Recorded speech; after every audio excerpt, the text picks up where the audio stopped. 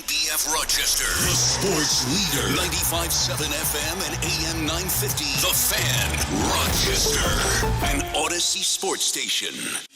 It's time to start the show and talk about the sports we saw. Inside jokes and takes from Danger and Battaglia. Bills and the Sabres and the Amherst. Who gave a microphone to these jerks? Gene's a big timer, a social misfit. Clueless to the title of the biggest buskeg hits. Chuck Munchie's goons have the last say. So thanks for your time, Mr. Mayo. Danger likes his cold ones and he likes his bears. But this is Rochester, Q Francesa. Oh, who cares? He's critical of Sean, he's critical of Alan. Of course he married Sandy, cause she's Italian. Welcome to the sports bar, that's where you are. Welcome to the sports bar, that's where you are. Welcome to the sports bar, that's where you are. With Danger and Battaglia. A very hearty good afternoon to you as we welcome you on into Rochester's only local sports talk show. You found the sports bar. Danger and Battaglia, glad you're with us and listening along at 95.7 FM, AM 950, the free-to-download Odyssey app, your smart device, when you ask it to play 95.7 The Fan, and our video stream up right now for you on YouTube and Twitch. Follow us, like, and subscribe at The Fan Rochester, our YouTube channel. Good afternoon, Gene Battaglia. Where's my box of wine, Gene? Pay my ass. Yeah, baby. Look at this. Finally. I got this is a few days overdue. All right. I mean, when I won the bet, I was expecting payment the following day, but you got it done, buddy. I'm happy for you. I'm very excited to accept this. Finally. It's even your choice, the Pinot Noir. Now, this is a brand I haven't tried. This is the Black Box. Black Box. Usually I go with is it called the Bada Box? The Boda Box? The reason I bought Black Box was because it was $15.99. So you gave me the cheapest version. Listen, of give box us a review. One. You're unbelievable. You even went cheap on the box of wine. Okay. I got to deal with it for my wife. I got to deal for my co-host. Splurge a little bit for your boy. Hey, it's not the holidays. It's a bet. It's not your holiday present. That's just a bet I got to pay up. We did not have written down Bada Box. I remember, who was the call that we had last week? The guy that was the guy's like, what are you guys busting doing? our balls over doing a bet over box wine. He's right. We got to step our game up. But that's like it is. It's like the two guys in Trading Places, Mortimer and the other guy making a bet over $1. We could step up our betting game, I suppose. But thank you, Gino. Well, nobody cares when I'm right. I think you and I are both in agreement. We don't want to do the let's embarrass the other one by eating Jello tuna or something like that. We don't need to be going down that road. Right. We don't need to do any kind of hilarious radio stunting to pay off our bets. You don't need to, Gene doesn't need to be wearing a sandwich board on the corner of Commercial and State Street saying, I lost a bet to Mike Danger, like fantasy football punishments you see. Nothing like that. I don't want give you any ideas. And I'm on strict orders now.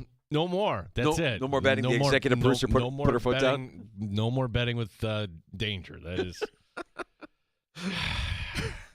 So Gene loses a bet. We dress him up as Santa's elf, and we make him walk up and down Main Street for an afternoon just to see what happens. Yeah, we could go down a road of just humiliating each other. The food stunts that they do on a lot of radio shows is one thing. We could do the fantasy football punishments with our bets moving forward. You wanted to dress me as a leprechaun in an Amherst game. Don't think I forgot about that. Throw you down the ice for leprechaun bowling.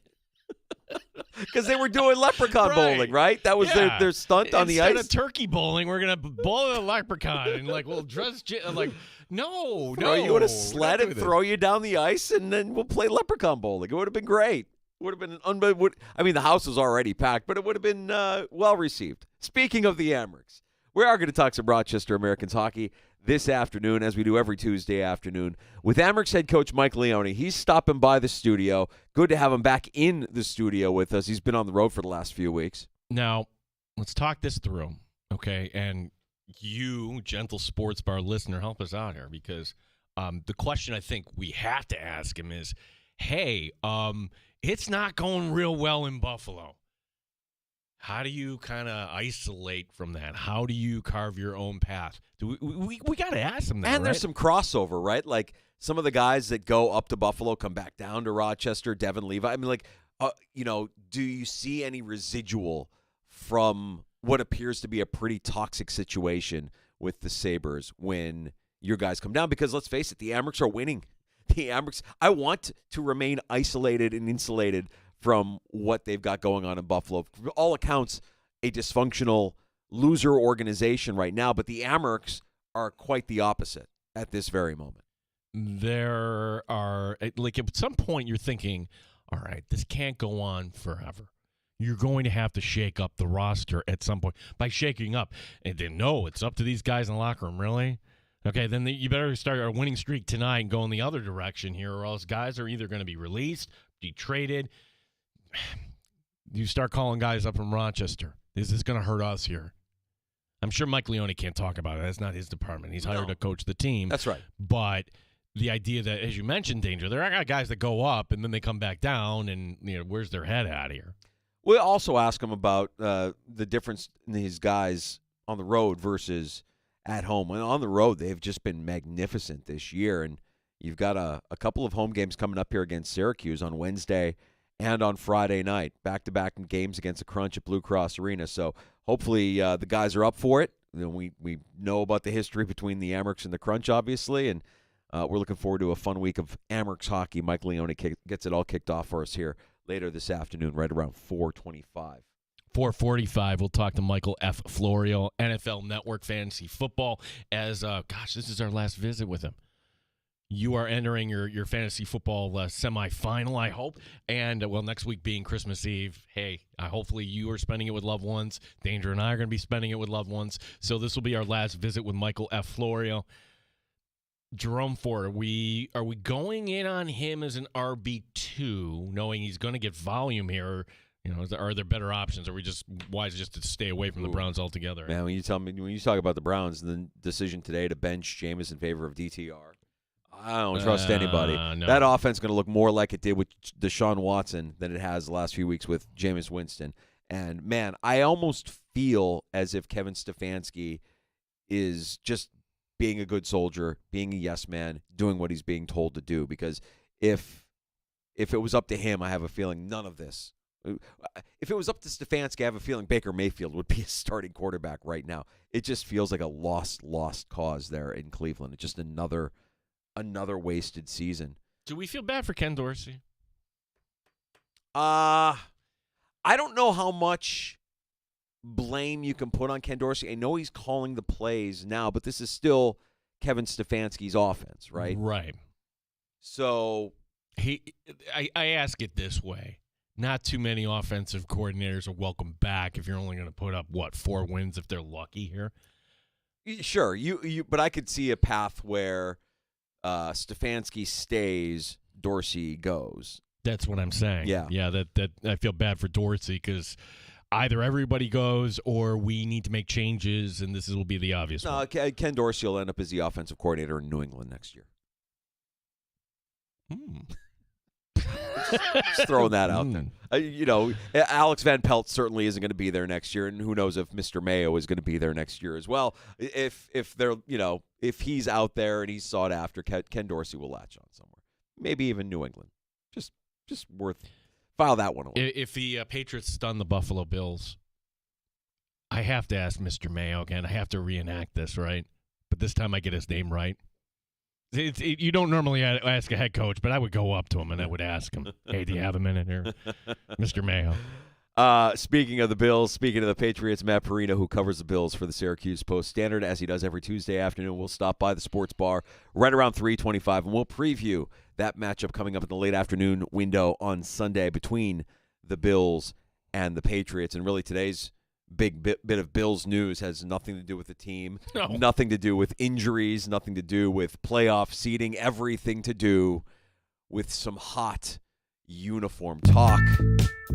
Everybody is salivating, Gino, salivating over the uni combo that the Bills will be rolling out on Sunday.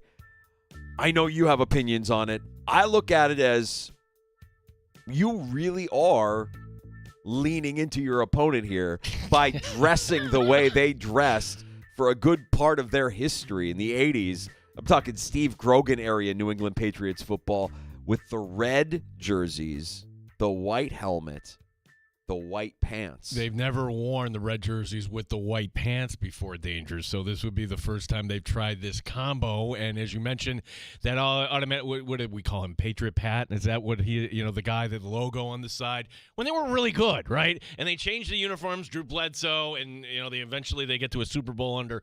They never went back, and now it's become kind of all right, that's the fun throwback, kind of like Buccaneer Bruce. For the Bills to go to this combo, look, if it makes the fans happy, if you enjoy it, I'm not going to be the old man waving my finger and saying, no, if this is fun, we don't want to have any fun here. I think people are happy but not necessarily satisfied because you see the red jerseys and you see this combo, and the thing that you say more than anything is, well, okay, but where's the red helmet? If the Bills ever went to a red helmet, you have to have the red helmet with the blue jerseys, though. I don't want to see the red helmet. I want to go back. Okay, the Broncos have their throwback. The Buccaneers have their throwback. Hell, all these teams have their throwback. The Bills, they did the white standing buffalo, and I guess if you were that era before Danger and I were born, that's fun for you. But they don't trot that helmet out really anymore. That helmet's gone. We haven't seen it in a couple of years. And to your point, teams that are good generally don't do this stuff. You don't see the Chiefs trotting out a gold helmet or anything like that. They don't need to. I know the Ravens did it. You just don't need. I don't think you need to. I think a lot of teams will do it, and they'll sell some merch, and they'll move some product. But it's generally something that you don't see winning organizations getting all excited over.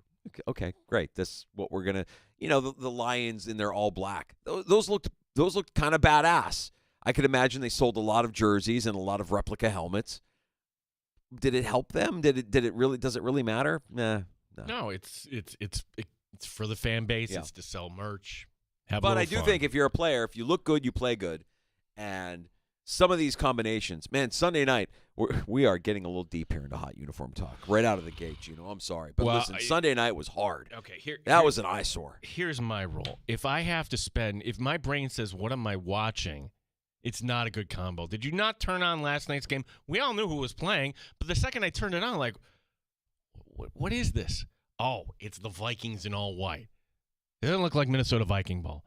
I don't want you to look like a football subdivision team, okay? This is kind of where maybe I sound a little old manish. As long as you're close to the brand, then I can recognize you. But the Bears in orange, the Packers in white. Yeah, gross. The Vikings in white. And to a certain degree, the Buffalo Bills in candy cane, which is they're going to wear this week. But I know, fans like it. A lot of fans really, really dig it. I was out last night with my buddies. We were watching the Bears. We're watching the Vikings. One of my friends is a Vikings fan, and he was gushing over these uniforms. I'm like, you're kidding, right? You've got to be kidding me. This doesn't look like the Minnesota Vikings. Well, we get to a point in the NFL, boy, we are going full-on in. It's December, folks. The Bills are winning. We're having full-on uniform talk. These are our biggest problems. We're doing all right. Will we ever get to a point, Danger, where it's like Major League Baseball or the NBA, where we're going to go completely with a brand new, hey, the Red Sox uniform? Nope, we're going to go with yellow and blue here. Or the NBA, whatever they're going to trot out on Christmas Day here coming City up. Connect uniforms. Yeah, we have that in the NFL at some point. You could see the Buffalo one with a Buffalo City flag with the, it's kind of like a starburst thing. Yeah. I mean, at what point do we start seeing sponsor ads on NFL jerseys? That hasn't happened yet. It's coming. You know it's coming. It's going to happen. And if you're going to go that far, how far do you want to take it? Do you want to start looking like British Premier League teams with the full-on brand logo up front and maybe the number on the back? Who knows? Who knows what they want? I mean, you mentioned the college subdivision schools and a lot of college programs that really, really lean into looking different on Saturdays. Oregon being the best example, right? No, feel like they never have the same uniform combination twice. Yeah. It could come to the NFL. And for the most part, I think fans dig it. You and I might be we might be a little cranky old manish on this, and I don't want to take away anybody's fun. No, but you like it, you like it. That's Right. great. It's just if you're the Green Bay Packers and you're wearing all white, the helmet is white and everything, I'm like, I don't love that. I don't love it. No, and I respect the Yankees. They've given a stiff arm to the City Connect. We're the Yankees. We don't need to do that. There should be certain organizations in sports that'd be like, no, we're not doing that. The Steelers, when they went to the gold helmets, like, no. Yeah. No, don't do that. We did learn in the NFL the schedule changes for Week 17 here, coming up the weekend of, what is it, the 20? Well, yeah, Sunday the 29th, work our way back. They had to name 3 games on the 28th here. Okay, so you have now the Falcons taking on Washington for that Sunday night game, Week 17. That got flexed into the Sunday night slot, which will replace what was previously scheduled, the Dolphins and Browns. It's almost as if they put the Dolphins and Browns in there knowing, hey, we're going to flex this out, so don't get too comfortable. It's Week 17. Maybe you have high hopes when the schedule is released and you think this game is going to be in primetime. Nope. Dolphins and Browns gets moved now to the Sunday 4:05 window on CBS in favor of that Washington Falcons matchup on Sunday night. The Saturday games, triple header, taking place on December 28th on NFL Network would include the Chargers against the Patriots at 1, the Broncos against the Bengals at 4:30, interesting, and the Cardinals and Rams in the late window at 8 o'clock in primetime. Wow, which is really interesting is each of those games have some relevance to the postseason. Heck, maybe even Cincinnati is still farting around at that point. Fantasy-wise, I'm hoping for that. But it means for a really light Sunday. That Sunday, we'll have only 2 games in the late afternoon window. The aforementioned Miami-Cleveland game, which means we'll all be watching Dallas and Philadelphia at 4:25. Maybe that's the game that the Eagles need to lock up the 1 seed overall, or maybe just the division, but certainly there'll be something on that. The 1 o'clock games, Green Bay, Minnesota, Vegas, New Orleans, Colts, Giants, Carolina, Tampa, Tennessee, Jacksonville, yuck. And amen!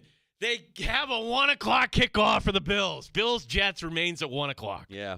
We'll get the final Week 18 schedule announced right after Week 17. Chances are, if you look at how this all kind of lays out, we can kind of make a prediction now as to what that final Sunday night primetime game is going to be. They always flex that last Week 18 game for a game of relevance. You remember last year, the Bills and the Dolphins, it was a game for the East. It was a game for a playoff position or for a playoff spot. And this year it's going to be the Vikings and the Lions. I think that the way the Vikings are going, the way the Lions are going, when you look at their schedules and how it lays out, that will be a game for the NFC North. That'll be a game for seeding and positioning. I think that Week 18 Sunday night game, get ready for Lions and Vikings. If not, may I say as a second choice, Seattle and the Rams. I don't see that NFC West being wrapped up. I think the Rams will have it wrapped up. You think so? Yeah. Okay. I think Seattle's going to fade here, especially if Geno Smith is not 100%. Nice story, and certainly something to build on for Mike McDonald in his first year as head coach there. I have a new favorite for Coach of the Year that I'm going to share later on this afternoon as well. It's become really, really clear to me based on everything Sean that he's McDermott. done. Probably deserving, but no.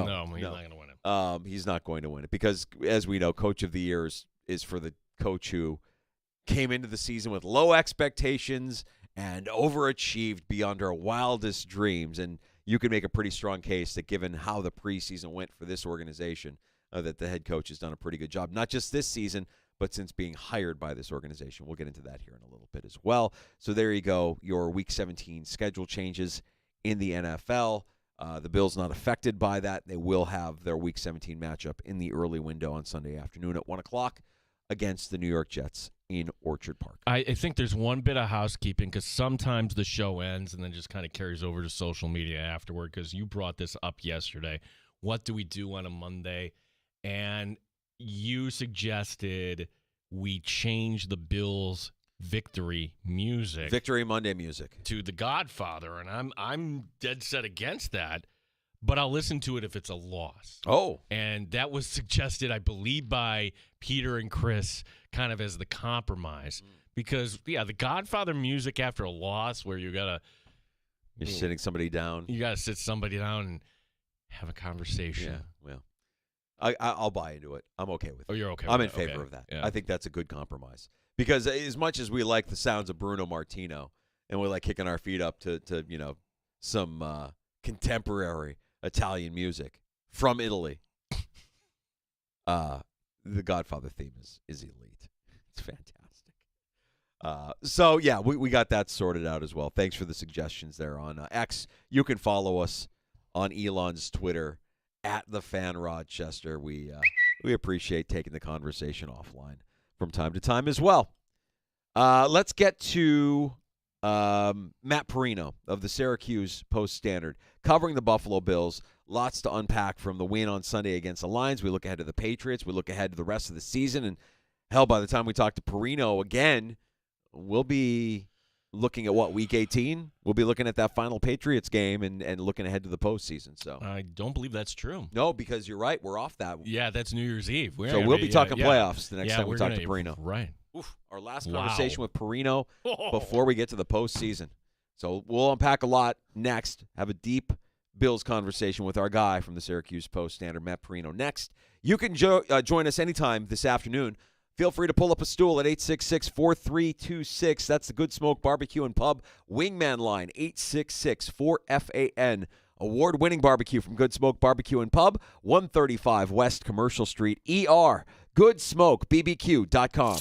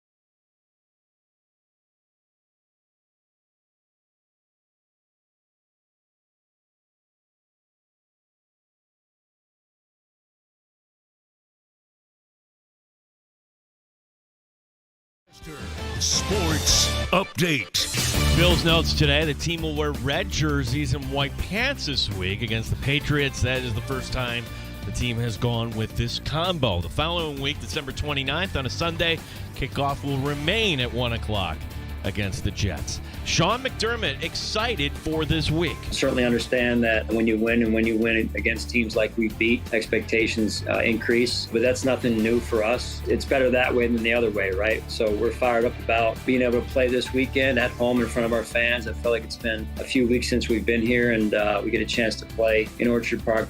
Indeed, it has been a few weeks. Matt Perino, Syracuse Post-Standard, joining us next in the Sports Bar. Sabres look to break a 10-game slide tonight. They play in Montreal. Our coverage will begin at 7.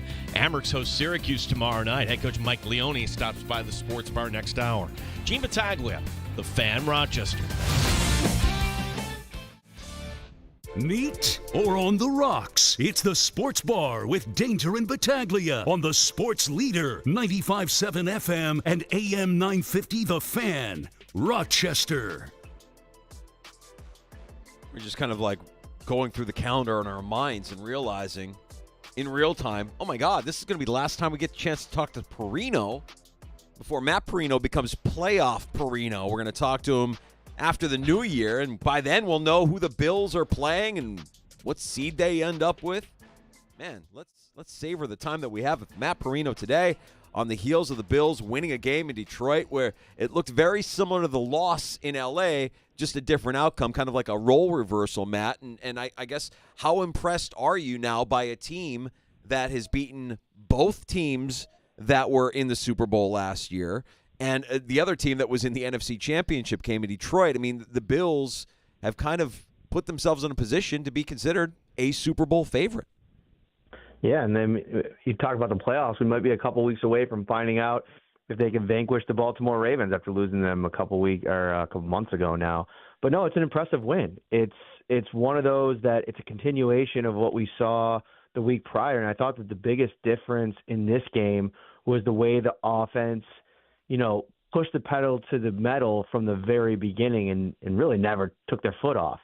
And when you get out in front of the Detroit Lions, that's the only way you really want to play against them because they're so explosive. We even saw it in that game. You put up 48 points, and it's coming down to 12 seconds left. If they get this onside kick, anything can happen. And, a lot of anxiety still kind of being felt by Bills fans. So I thought it was a total performance. Are there still some defensive questions? Sure, we can get into that.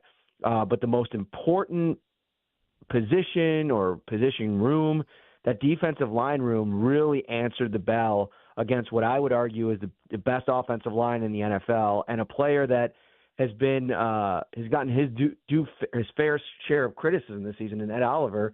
He showed up in a big way, and one of the great single-game performances by a defensive lineman over the last couple of years. Oliver was just sensational. Yeah, Matt, let's get that out of the way because the Bills, that's back-to-back weeks giving up the 40 points plus. Is it just so simple this past week as, hey, what did you expect? You're missing Rapp, you're missing Hamlin, you're missing Rasul Douglas. That's 3/5 of your starting secondary. Oh, by the way, out of the lineup goes Matt Milano, and we'll learn more tomorrow, I suppose. Or is there something deeper here knowing that, all right, if the Bills get to a game like this and they are on a field like this, it could be problematic, say that is the Super Bowl or something else? I think that the thing for me, I get your point about it being problematic potentially in the fact that they really just couldn't stop them in the second half. I know that it was kind of like the game script, the way things went. They go into this kind of softer prevent style, and then against the Detroit Lions, they're going to move the ball on you and they're going to put the ball in the end zone. But the thing to me that I thought was so important is how good the Bills were against the Detroit run game, specifically in the first quarter. Like, this is a team that has just been running over everybody. Now, I will say Green Bay may have showed them some things. I don't know if they're going to get into the details of it, but they struggled to run the ball against the Packers the previous week. And Josh Jacobs, on the other side, he struggled to run the ball. He had 3 touchdowns in that game, but he was averaging about 3 yards a carry. Everything was a grind. It was physical. They really beat him up in that game. He flipped to the offensive side of the ball, and like James Cook, it felt like it was so good for James Cook that the only time that it looked like they were going to have him wrapped up was when they grabbed him by his dreadlocks and almost pulled him on that touchdown run. He got away. So I think, to me, we look to the playoffs, and Kansas City Chiefs can run the ball when they have to. The Baltimore Ravens can. The Pittsburgh Steelers have a dual threat. Even like a Houston team that has a Joe Mixon who didn't play when the Bills faced Houston earlier in the season, he could potentially be a problem, although that offensive line is not very good. If you can now all of a sudden flip the switch and start taking teams out of their run game, especially early in games, and let this 30 points per week offense just get after it, that to me changes the entire equation. Yeah, and isn't that exactly what happened to the Bills against the Rams and exactly what happened to the Lions against the Bills? You get into a hole early, and it kind of forces you to abandon your game plan. And I imagine that every game plan consists of some balance where you want to be able to run the football with effective, with efficiency. And man, watching Jahmyr Gibbs and the speed that he possesses, if the Bills don't get into, the situation that they were in where they're leading and Detroit's in a hole, I would imagine that Detroit would have fed Gibbs the ball as often as they could, because there's nobody in the Bills, hardly anybody in the league that can match that kind of speed. Right. And I think, the Bills offense was so good that we saw in the second half, Dan Campbell just kind of throw his hands up and say, I'm going to kick an onside kick here with 12 minutes left. And I think that to me now is in everybody's mind. And even in the Rams game too, like the Rams put that game on ice, it felt like, early in the third quarter. I mean, when they were up a couple of scores, it felt like the Bills won the AFC East the week before, out to L.A., they're going to mail this thing in. And like Josh Allen just keeps coming. Like this feels like in so many ways 2022 Josh Allen when he went on that heater against the Patriots, and then most of the Chiefs game that next week. This offense is so well balanced. But you're right. Like a guy like Jahmyr Gibbs, a guy like Derrick Henry, like you're always going to be worried because while Sean McDermott will sprinkle in some 4-3, he did it early in this game. I wonder if Dorian Williams doesn't get that elbow injury in the first quarter, how much we see the 4-3 throughout that game. Now, the way the game played out, maybe we don't see much of it because they had to go into pass-heavy mode. I think Goff threw 59 passes in that game, so maybe we don't see any more of it. But against some of these really good run teams, we're not going to see it over the next 3 weeks, over the end of the season. We'll have to wait until probably wild card weekend, or if somehow the Chiefs fall off and the Bills get the 1 seed. But I think that 4-3 look, as much as you hate to take Taron Johnson off, there's times when I think it just puts the defense or the offense in a bad spot. If you force some of these teams in the third and longs, they don't operate as well. And then for teams that do it well, like I think about a Houston Texans team over the course of the season, you've seen that production on third and long decrease because that's just not a down and distance you want to live in as an offense. We're talking to Matt Perino, Shout Podcast, Syracuse Post-Standard. Matt, now Josh Allen, something would have to go really wrong to not have him get the MVP. And if we're listing reasons as to why Allen has taken his game to this way new level, I mean, there's many reasons, I'm sure, Josh being right at the top. But you'd also have to say coaching and the job that Joe Brady has done. And as I'm looking ahead here to the month of January, I mean, Joe Brady, I'm assuming he gets interviews. Or are we having a conversation about the Bills perhaps losing Joe Brady? How much of a market do you think right now is there for the Bills offensive coordinator? I think unfortunately for Bills fans, there's a big market for it. I think it comes down to, the same thing that happened with Ben Johnson last year is going to happen for Joe Brady. He's going to have some people that want to have a conversation with him. The way that he took over halfway through last year and flipped the fortunes of this offense and in many ways this team, and then has taken it to this whole other level this year. I mean, it's a pretty easy job interview when you're Joe Brady and could sit in front of these teams and say, we are 4 months removed from everybody in the NFL community saying this is the worst collection of talent around Josh Allen that's ever been there, to now I've actually seen people making arguments that this is the best collection of talent that Josh Allen has ever had. And he had an all-pro in Stephon Diggs a couple of years ago. So I think it's like the way that things have flipped and how he's dominating some of these defenses down the stretch against really, really good teams and the play calling kudos that he's receiving across NFL circles, I think he's going to have an opportunity to take a head coaching job. Now, if you're Joe Brady, I think that opportunity has to check every single box, because what would you rather do?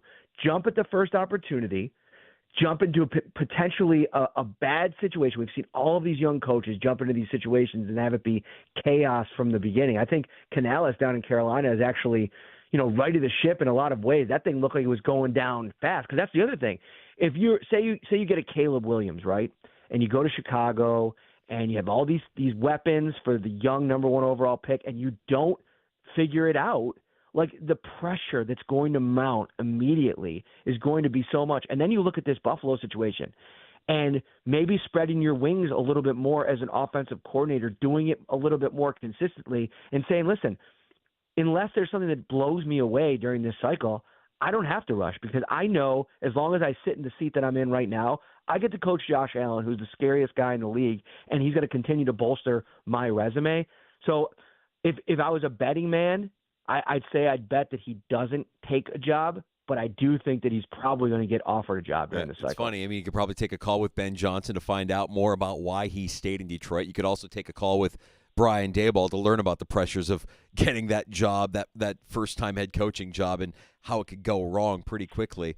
The other constant on the offensive side of the ball, not to discredit anything that Brady has done, because I think his offensive game plan against Detroit was brilliant, and I think for the large part this season he's been spectacular as an offensive coordinator for this team. But the offensive line is a big piece of that, and the idea that you've got guys that are together, that know each other, that the continuity, they've been healthy for the most part throughout the course of this season, and they're keeping their quarterback upright. Josh Allen isn't taking any sacks. It's something that isn't lost on me when you see Patrick Mahomes dealing with a high ankle sprain because he can't get protection from his offensive line.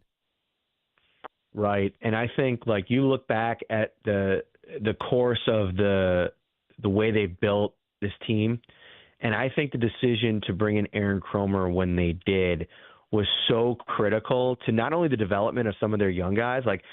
I don't know about you guys, but the last 2 seasons, and really specifically this one, this has been a different Deion Dawkins. This has been a borderline all-pro level player that is, I saw the video that Baldinger put out a couple weeks ago. Jared Verse has been just dominant as a rookie this year. He's been every bit the first-round pick. Dawkins toyed with him in that game.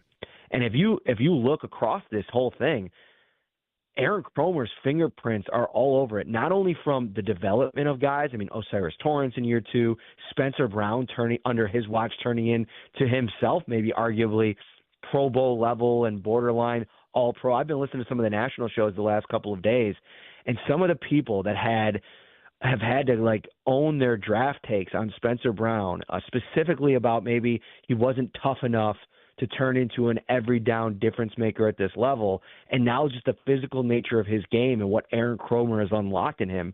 I mean, that's worth whatever you're paying him. And the decision to move off of Mitch Morse, guys, that was as much about Kromer's belief in moving McGovern, who he handpicked with Brandon Beane in free agency the year before, in part because of the center flexibility. And they brought in Edwards, and he's an unselfish guy. He played the jumbo package role last year, fits in seamlessly at left guard. Everything that Aaron Kromer has done, every move he's helped make, has been absolutely difference-making for the Bills, and it's huge. That offensive line, all of a sudden, we're 4 months in, and people are talking about that as arguably one of the best in the NFL. Matt Perino joining us here in the Sports Bar. Matt, for anybody who wants to complain about the Bills' scheduling being late afternoon, may present everybody else in the AFC here this next few days here. Kansas City, Houston, Pittsburgh, Baltimore. The idea you got to play 3 games in 11 days, Christmas Day on a Wednesday. How much of a benefit is this in the race for the 1 seed that the Bills play on Sunday, and then Sunday? Is that last Sunday? Oh, wait, yeah, forgive me. It could be Saturday, I think. Yeah, it could be flexed to Saturday on week 18. I was like, Gino, I gotta book my travel if that's the case. I've been waiting for that for weeks here. No, but I think just what your point still stands. It's there's so much continuity in the way that and routine planning that the Bills can do over the next couple of weeks. The 3 games in 10 days, I mean, that is a gauntlet that I saw this team go through earlier in the year, and it's not great. And I think what you have Patrick Mahomes dealing with an injury. I think you have the Baltimore Ravens who, despite their big-time performance against the horrible New York Giants over the weekend, I think that's a team that, if you're looking at their trajectory, it's not as pointed to the sky as I think some of these other teams in both conferences are, especially the Bills. So, yeah, I think if you can get into a routine here, you're going to be able to play a couple of teams that aren't very good and have some of their issues, although I think you're going to get a legitimate shot from the New York Jets, depending on how healthy they are in a couple weeks. But, yeah, I think that's really important as they plan for this thing. I just don't know about the 1 seed. I mean, if he's going to play and they win this week, I think that puts you in a really tough spot. And then if the Bills win their next 2 games, is that last game where the number 2 seed is probably locked up, depending on what Pittsburgh and Baltimore do to each other this weekend. Do you just sit everybody that week, and does that game become kind of meaningless? I don't know. Yeah, I was just going to ask that because there's even a scenario, Matt, and correct me if I'm wrong on this, where the Bills, if the Chiefs win 2 and there's some other combination, you get to the Jets game, the Bills could be nestled in as the 2 seed. Yeah, that becomes really challenging. He's not going to sit guys for 2 weeks, so they're definitely going to play in that one. And not to mention, when do the Chiefs play? Do they play before the Bills in week 17? Week 17. They play us. That's the Christmas day. Yeah. That's the Christmas game. So, yeah, they'll definitely know what they. That's really tough. I wonder if it's maybe just like a half for Allen. That's really dangerous stuff, right? Like, because you think about not wanting to lose your fastball, not wanting to take your team out of rhythm, but then you think about, like, the value of a refreshed, healthy Josh Allen. But there's also the opposite side of the argument. The guy is on such a heater right now. Do you want to take him out and risk messing with the flow, if you will? So, man, I wouldn't want to be Sean McDermott. That's why they play all these guys a lot of money, right? Yeah. All right, so the next time we talk to you, we'll be playoff Perino, and I guess I got to ask you just kind of a broad question. When you look at the landscape of the teams that are in position, not just in the AFC, but also in the NFC, because we are talking about a team in the Bills that legitimately could find their way in the Super Bowl and face off against the remaining team in the NFC. I look at teams that are big, mean, and physical in the trenches, and I think a lot of history would show that those are the teams that usually perform well in the month of January. We certainly could see the Bills making that kind of run. What other teams, Matt, do you see in the AFC and the NFC that could be problematic for the Bills should their paths cross? You know, I think in a Super Bowl matchup, I still think the Lions are going to be tough if they're fully healthy on offense and Dan Campbell gets them all, kneecap biting ready in the locker room. I mean, they're going to come out and they're going to try to battle. So they're still a team that I think is formidable. I think the Eagles are really tough. The only advantage I would give the Bills is they're probably going to be pretty battle-tested with the dual-threat quarterback by that stage. But, man, that's going to be a really good game. Those 2 teams played a tough one last year. Still think the Chiefs are going to be tough defensively. I think that they probably have the best chance to at least keep the Bills' offense within striking range for their offense, if that makes sense. Like I think Houston's defense is decent, but I just don't believe in their offensive line. I think the Bills could really outmatch them in that department. The Steelers are interesting. The problem is, I think Sean McDermott's history over the last 7 years in Buffalo against Russell Wilson, the results haven't been good for Russ. So I think in that matchup, I'd still say advantage Buffalo. There's not really a wild card team in the AFC that I think you got to be really worried about. I know a lot of people were saying, all right, if the Bengals somehow find a way to sneak in, but, man, the chances of that seem so difficult, especially with Denver pulling off a win the other day. But maybe the Chargers go on a little losing spree. I was shocked. I didn't watch the game, so I don't have a lot of intel on how it happened. But to see the Tampa Bay Buccaneers knock off the Chargers that way in their house, I was surprised. You don't often see John Harbaugh coach teams get messed up like that. So, wow. Jim Harbaugh, excuse me. Matt Perino, Syracuse Post-Standard, Shout Podcast. Now, holiday week is coming up here, Matt, but we know we have a full week leading up to the Patriots. So remind everybody where they can get more of your content here. Oh, yeah. We'll be supercharging it over on the Shout podcast. We'll have a couple more episodes this week, 2 or 3. And then, obviously, after every game, check out NewYorkUpstate.com. Really cool story on Ty Johnson coming up a game. That's up over at both sites, New York Upstate and Syracuse.com. And because it's really our only bit of Bills information that we got today from the team, Matt, where do you stand on Sunday's uniform combination? I don't know. It looks better than the all reds, I think. I think the all reds are a little bit too abrupt.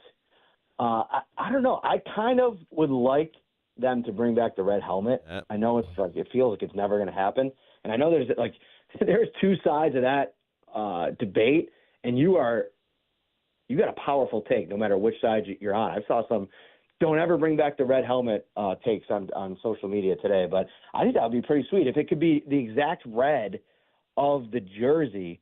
I think that would look pretty fire with some white pants or red pants. I don't know. I just want to see what it looks like. But, we'll see.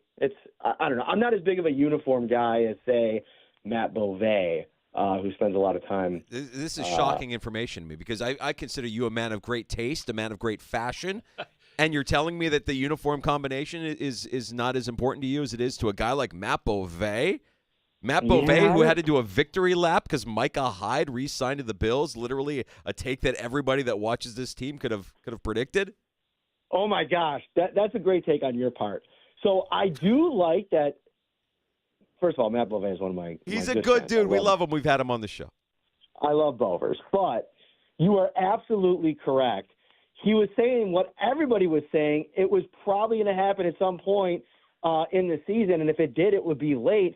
He said he was coming back before Halloween, though. So it was like the victory lap. It felt like a stroll, and he probably should have just saved it, to be honest. If you want to make a bold prediction on the Buffalo Bills, make a prediction like Sean McDermott will do snow angels with Josh Allen at some point. That's where you take a victory lap. I don't know if predicting that Micah Hyde comes back is worthy of the victory lap. Exactly. Or maybe like Josh Allen is going to get engaged before week 13 or whatever, like that. Go out on a limb a little bit. Yeah, I agree. Yeah. Matt, happy holidays. We'll see you at the stadium, and we're very grateful for all the time you give us here throughout the year, Matt. Thanks so much, bud. Hey, happy holidays to you guys, all your listeners. Love my Rochester people. Talk to you guys after the new year. You got it, Matt. Take care, buddy. There's Matt Perino covering the Buffalo Bills for the Syracuse Post-Standard. Readers work at syracuse.com. Check out the Shout podcast wherever you get your podcasts. It was funny. We were talking that whole time. What was the one topic we didn't even graze on? The Patriots. Didn't even bring it up. 14 points. That's what the Bills are favored by. Why aren't they favored by more? Probably because, I don't know, weather or something. The disrespect. Yeah, the absolute disrespect. Every Patriot fan I talk to, I'm like, okay, what should we be worried about? This is the NFL. Well, how could this? Don't worry. You're fine. And honestly, how good does it feel to know that they are where they are after the years and years and years of suffering that we all had to face and endure watching them win the way that they won all those years? It's sweet justice. It's NFL karma. The perfect playoff game. That's why that'll hold a lot of special place. No, it didn't. The Bills didn't end up where they needed to go that season. But boy, didn't that feel good doing that against that head coach? Yeah.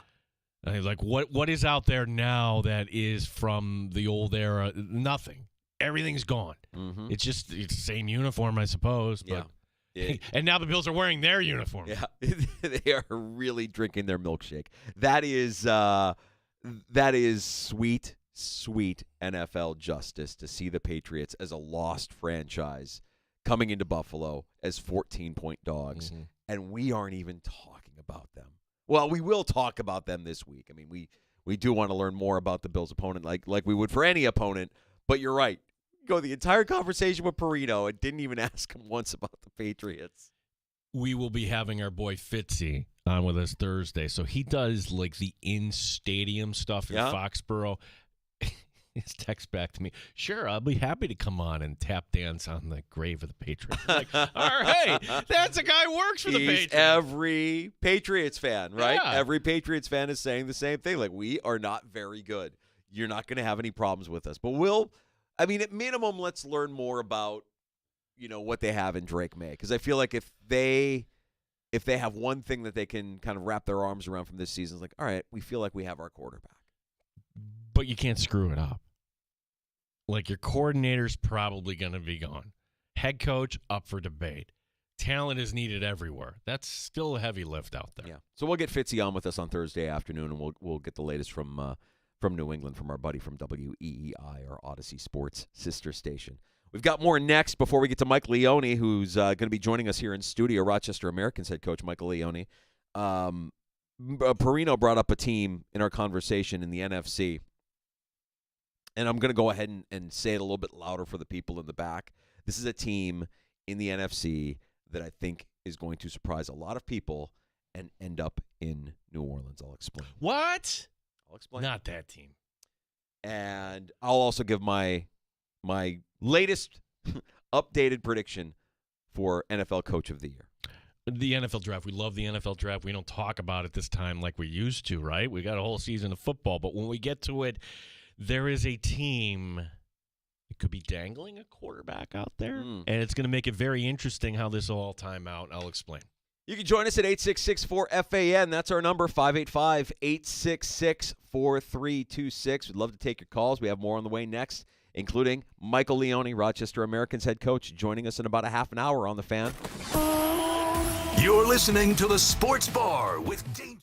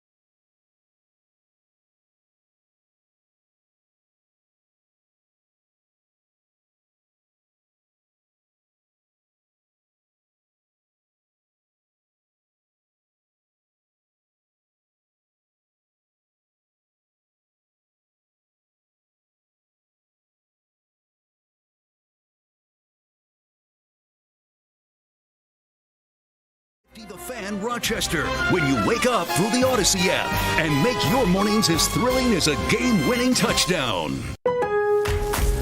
The holidays are just on the corner, so now's the time to shop new deals at Lowe's. Make your home even merrier with up to 50% off select holiday decor clearance. Plus, don't miss our limited time weekly deal drops on items like appliances, tools, grills, and more. There's something for everyone on your list. Count on Lowe's to help you save all season long, because Lowe's knows deals. Valid 12/12 through 12/18 while supplies last. Selection varies by location. Why pay more for prescriptions? Stop overpaying and start saving with SingleCare. It's easy. Find your prescription on singlecare.com, show the coupon at the pharmacy, and start saving. SingleCare works at pharmacies nationwide and is completely free to use, whether you have insurance or not. So the next time you fill a prescription, check SingleCare to make sure you're getting the best price. Take control of your prescription costs. Go to singlecare.com or download the free app today. The sports leader, 95.7 FM and AM 950, The Fan, Rochester. Does your morning need a jolt of sports excitement? Tune in to Maggie and Perloff on 95.7 FM and AM 950, The Fan, Rochester. It's the wake-up call your snooze button has been dreading. WROC-AM, WBEE HD2 Rochester, and streaming online and in the Odyssey app at The Fan Rochester. The sports leader, 95.7 FM and AM 950, The Fan Rochester, an Odyssey sports station. The Fan Rochester Sports Update. It's just in some roster moves here for the Buffalo Bills. The Bills activating offensive lineman Tylen Grable from IR. The team releasing defensive end Casey Tuhel, signed to the practice squad Jalen Virgil and Will Clapp. The team will wear red jerseys and white pants. First time they've ever worn this combo against the Patriots this coming week. Dan Orlovsky today on One Bills Live thinks the Bills' D-line can have success. They have your attention offensively. I think that you can get after their offensive line. If you get their offensive line in one-on-one situations, one of their pass rushers for Buffalo will win on a consistent basis. They're not good enough across the board. The Sabres trying to break a 10-game losing streak tonight. The team playing in Montreal. Our coverage will begin at 7 o'clock. The Amherst host Syracuse tomorrow night. Head coach Mike Leone stopping by the Sports Bar later this hour. Gene Battaglia, the sports leader, 95.7 FM and AM 950. The Fan Rochester. The Sports Bar with Danger and Battaglia. We're fired up about being able to play this weekend at home in front of our fans. I feel like it's been a few weeks since we've been here. Let's move on to New England. I don't know why they flex it, but like you said, Josh Allen, must-see TV. But division games are always tough, no matter what the records are. So I don't expect it to be easy this week. Mike Danger. I do, by the way. I do expect it to be easy. Yeah, I know it's a divisional game, but what are we doing? The Bills' chances of winning this game, win probability, 92.3%. Come on, man. He's got it! Patriots! Gene Battaglia. And I don't know if there's really anything to kind of break down about the Patriots. You expect the Bills to win here. I like Drake May a lot. With Allen being in, the MVP conversation, expectations are starting to mount. One seed still out there. They should try to acquire it. And they will. Box wine bet. Box wine bet? Box wine bet. The box wine bet is in effect. 95.7 FM and AM 950 The Fan, Rochester. That's right, baby. Got my box of wine. Gino paid up on his bet. If you're checking out the stream on our YouTube channel at The Fan Rochester or on Twitch at The Fan Rochester, black box. There's a lot of different directions I can go that I will not go. Thank you for your restraint. Thank you for paying up on the bet, the box wine bet. Pinot. Which, again, see the beauty of that? You didn't pay for it. You can open that up tonight, and Sandy will never, the girls won't question you. I know that story when you're poolside, like, wait, you've had how many beers? No, nobody's going to know. It's in secret. You enjoy yourself. Yeah, I mean, I don't. The thing is with wine, I've never gotten blasted on wine. It's always a glass. What's wrong with you? With dinner. I just don't drink wine in excess. I'll have a glass with dinner, and that's it. Then I'll shift gears and decide, okay, do I want an IPA with the game?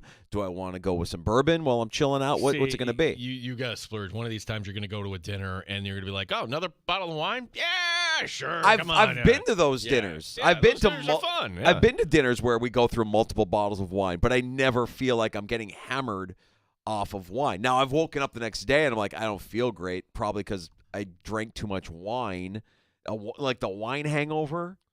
You know what I'm saying? Well, I would say if you had to rate the hangovers, probably the beer hangover is the worst. Oh, no. No, not for me. Oh, I mean, I think everybody's different, but I can't drink vodka. Oh. If you want to know my kryptonite, Yeah. vodka destroys me. Absolutely destroys me.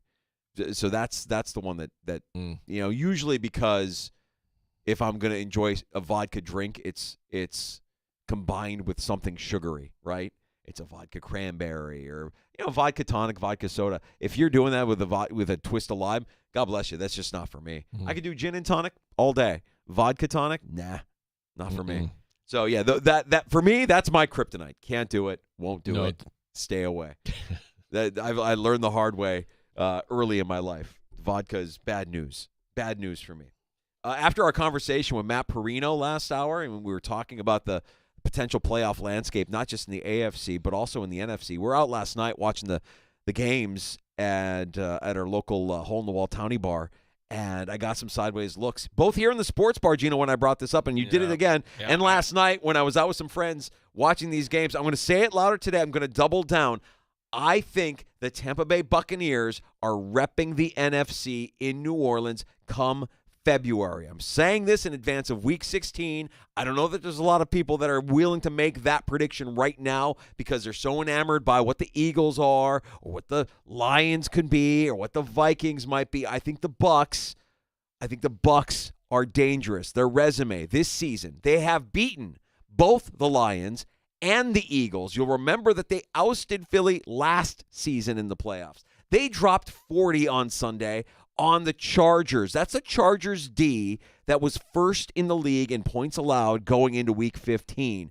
They took the Chiefs to overtime without their two best wide receivers in Chris Godwin or Mike Evans in the lineup. They've had 2 games this season with over 500 yards of total offense. Baker is dealing. He's playing with a chip on his shoulder. Their backfield is now, with David Montgomery out for the season in Detroit, rivaled by maybe only the Bills, Bucky Irving, Rashad White, Sean Tucker.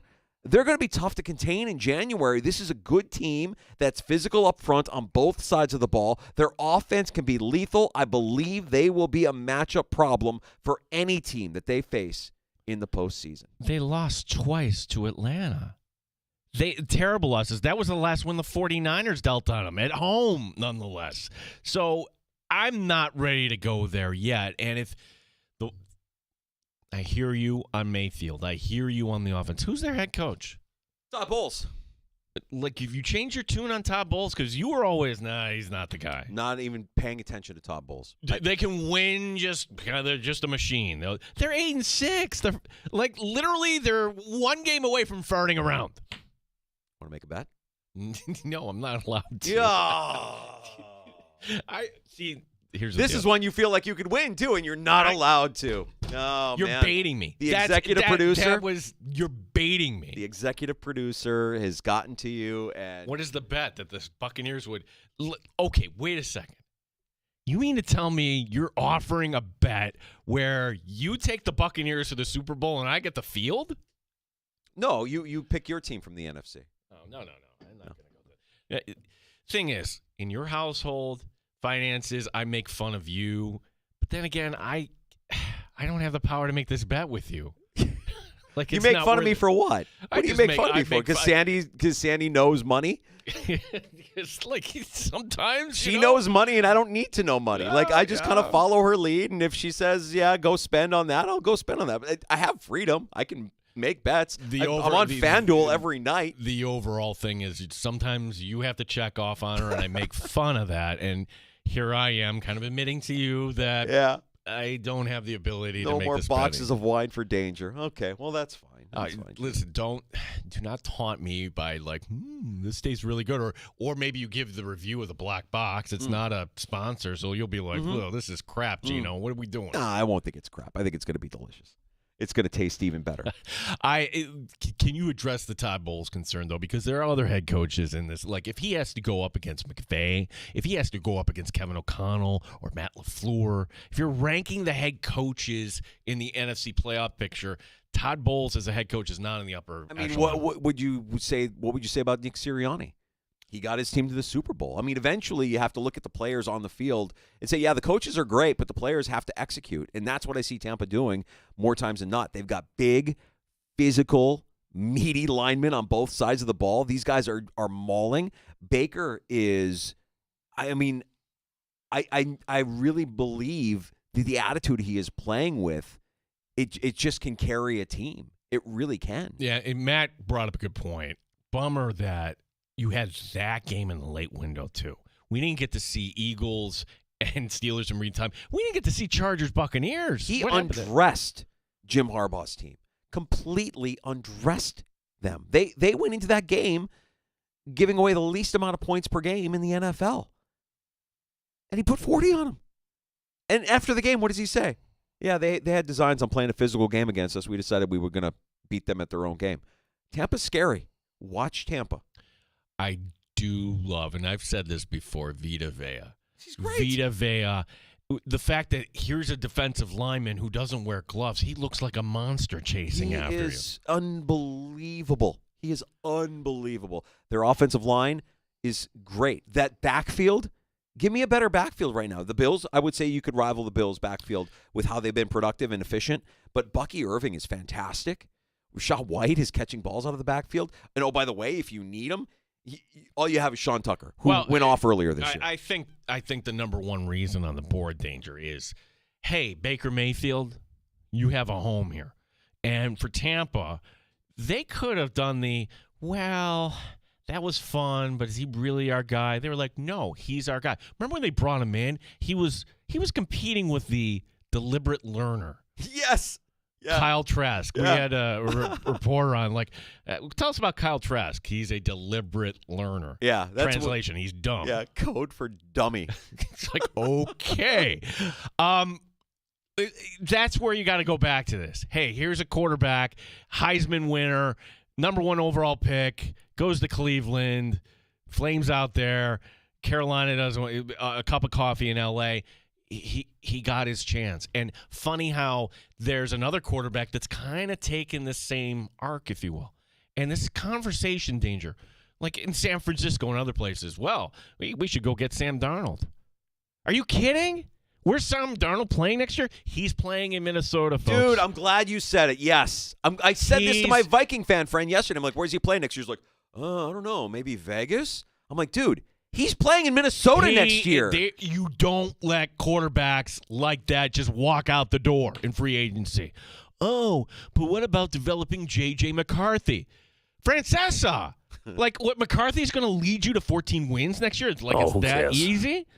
You pay Darnold. And no, I'm not saying a 2-3 year bridge deal. No, he's your quarterback. You make it 5. And McCarthy sits. Yes. Big deal. And if some team that missed out on a quarterback, round 1, let's just say, offers you a second rounder on night 2. And remember, the Vikings don't have a second rounder. You consider it, but you don't have to. Or you could keep both quarterbacks. As long as O'Connell is there, why would we think Darnold would regress? I love where we're going with this. There's a couple of things of note here. One, I agree with everything you're saying. I think if you're the Vikings, Sam Darnold is your starting quarterback. What do you mean to tell me that McCarthy is going to start year 2 coming off of a knee injury and get you 14 wins?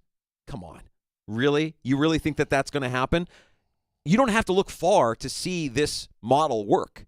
Jordan Love is winning games in Green Bay after he sat behind Aaron Rodgers. He was also a high round draft pick by the Green Bay Packers who sat and sat and sat until it was his time. And by the way, you don't know if J.J. McCarthy is going to be healthy coming off those knee injuries. How do you know that you don't know? Who did the Vikings pick up just a couple of weeks ago?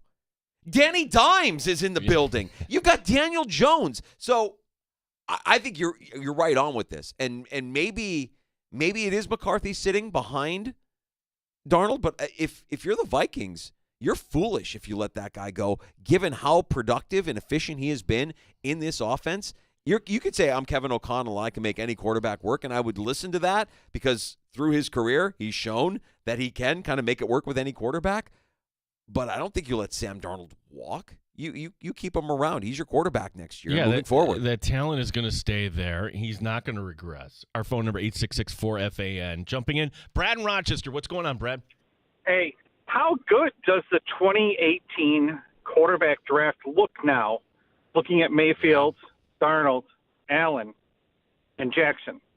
Yeah. How good does that look right now? The one guy that flamed out is the guy that I think a lot of Bills fans wanted, and that's Rosen. Yeah, that's the scary part. Yeah, right? Oh, we want Rosen. We want the guy from UCLA. I don't even think he's in the league anymore. No, he's done. Well, there's actually another starter from that draft. Oh, the other starter from that draft. Who is it? Come on, Brad. You know, buddy. Don't know. Late You're round? stumping me. Just announced today, Mason Rudolph. Oh, yeah. Okay, so Rudolph is starting for the Titans. I don't know if that's a starter or not. Yeah. That's good. But that was another guy that I remember a lot of people say, Mason Rudolph. Oklahoma State. That's a guy. Brad, appreciate the call, man. Thanks for checking in. And speaking of Kevin O'Connell, I mean, we're talking about what they've done there with Darnold.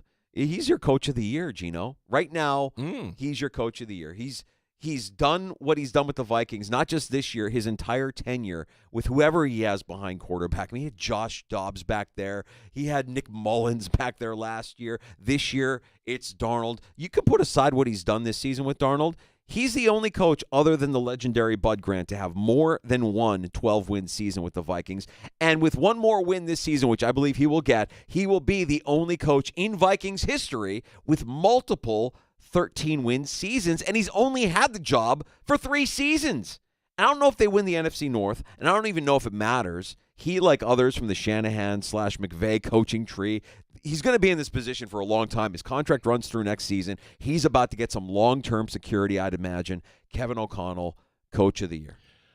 He is the betting favorite now, 175 plus 175. Dan Campbell slipping to plus 250. Now, if for some reason the Lions figure this out, meaning they're going to win the remaining games and the Vikings trip up, maybe we get a late swing on that.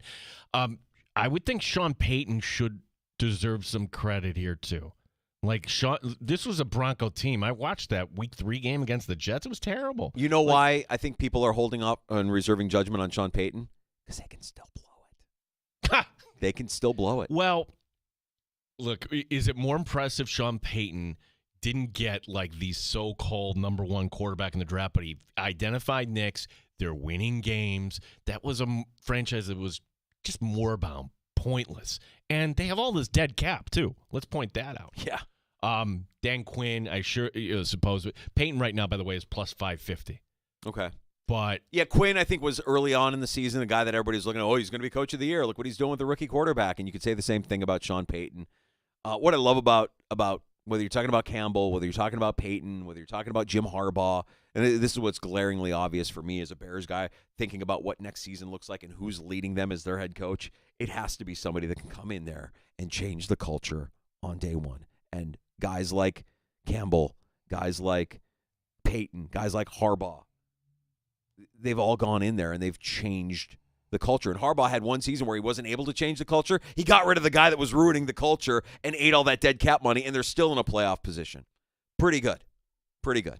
Well, I think one of the coaches from the Bears, your team, I had a lot of respect for him. John Fox, he was an adult, went in there, won some games, didn't get you where you needed to go ultimately, but I think you do need somebody with experience here. And that's why I keep thinking, oh my gosh, what about the coordinator in Washington, the former head coach in Arizona?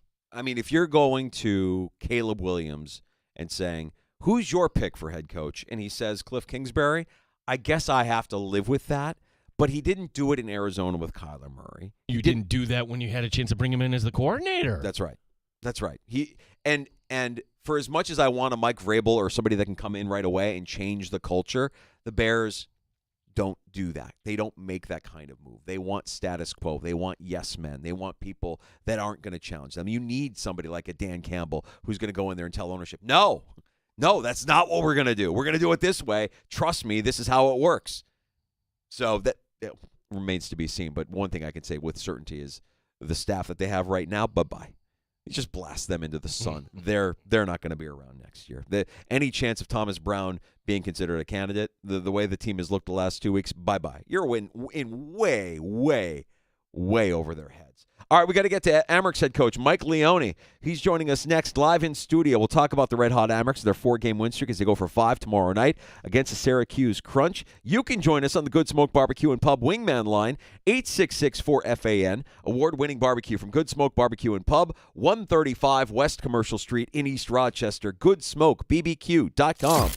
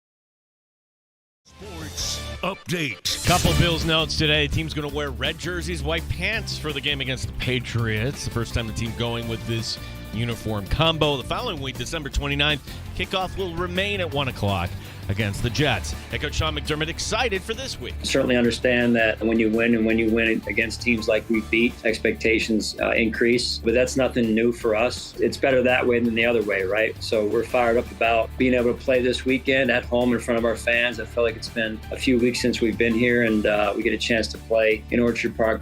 Sabres trying to break a 10-game losing streak tonight. The team playing in Montreal. Our coverage will begin at 7 o'clock. Amherst, they've won 4 in a row. They host Syracuse tomorrow night. Head coach Mike Leone joins us next here in the Sports Bar. Gene Battaglia, the sports leader, 95.7 FM and AM 950, The Fan, Rochester.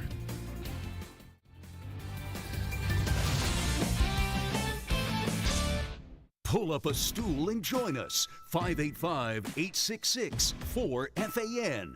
866-4326. The Sports Bar with Danger and Battaglia on the Sports Leader, 95.7 FM and AM 950, The Fan, Rochester. It's a Tuesday afternoon in the Sports Bar, so that means we get to check in with Rochester Americans head coach Mike Leone, whose team is on a bit of a heater right now. They've won 4 straight. They took 2 in Belleville. They took care of Laval last Wednesday, and tomorrow night, a home matchup, home sweet home against the Syracuse Crutch. Puck drop here at 7:05 on your home for Rochester Americans hockey. Coach, good to see you.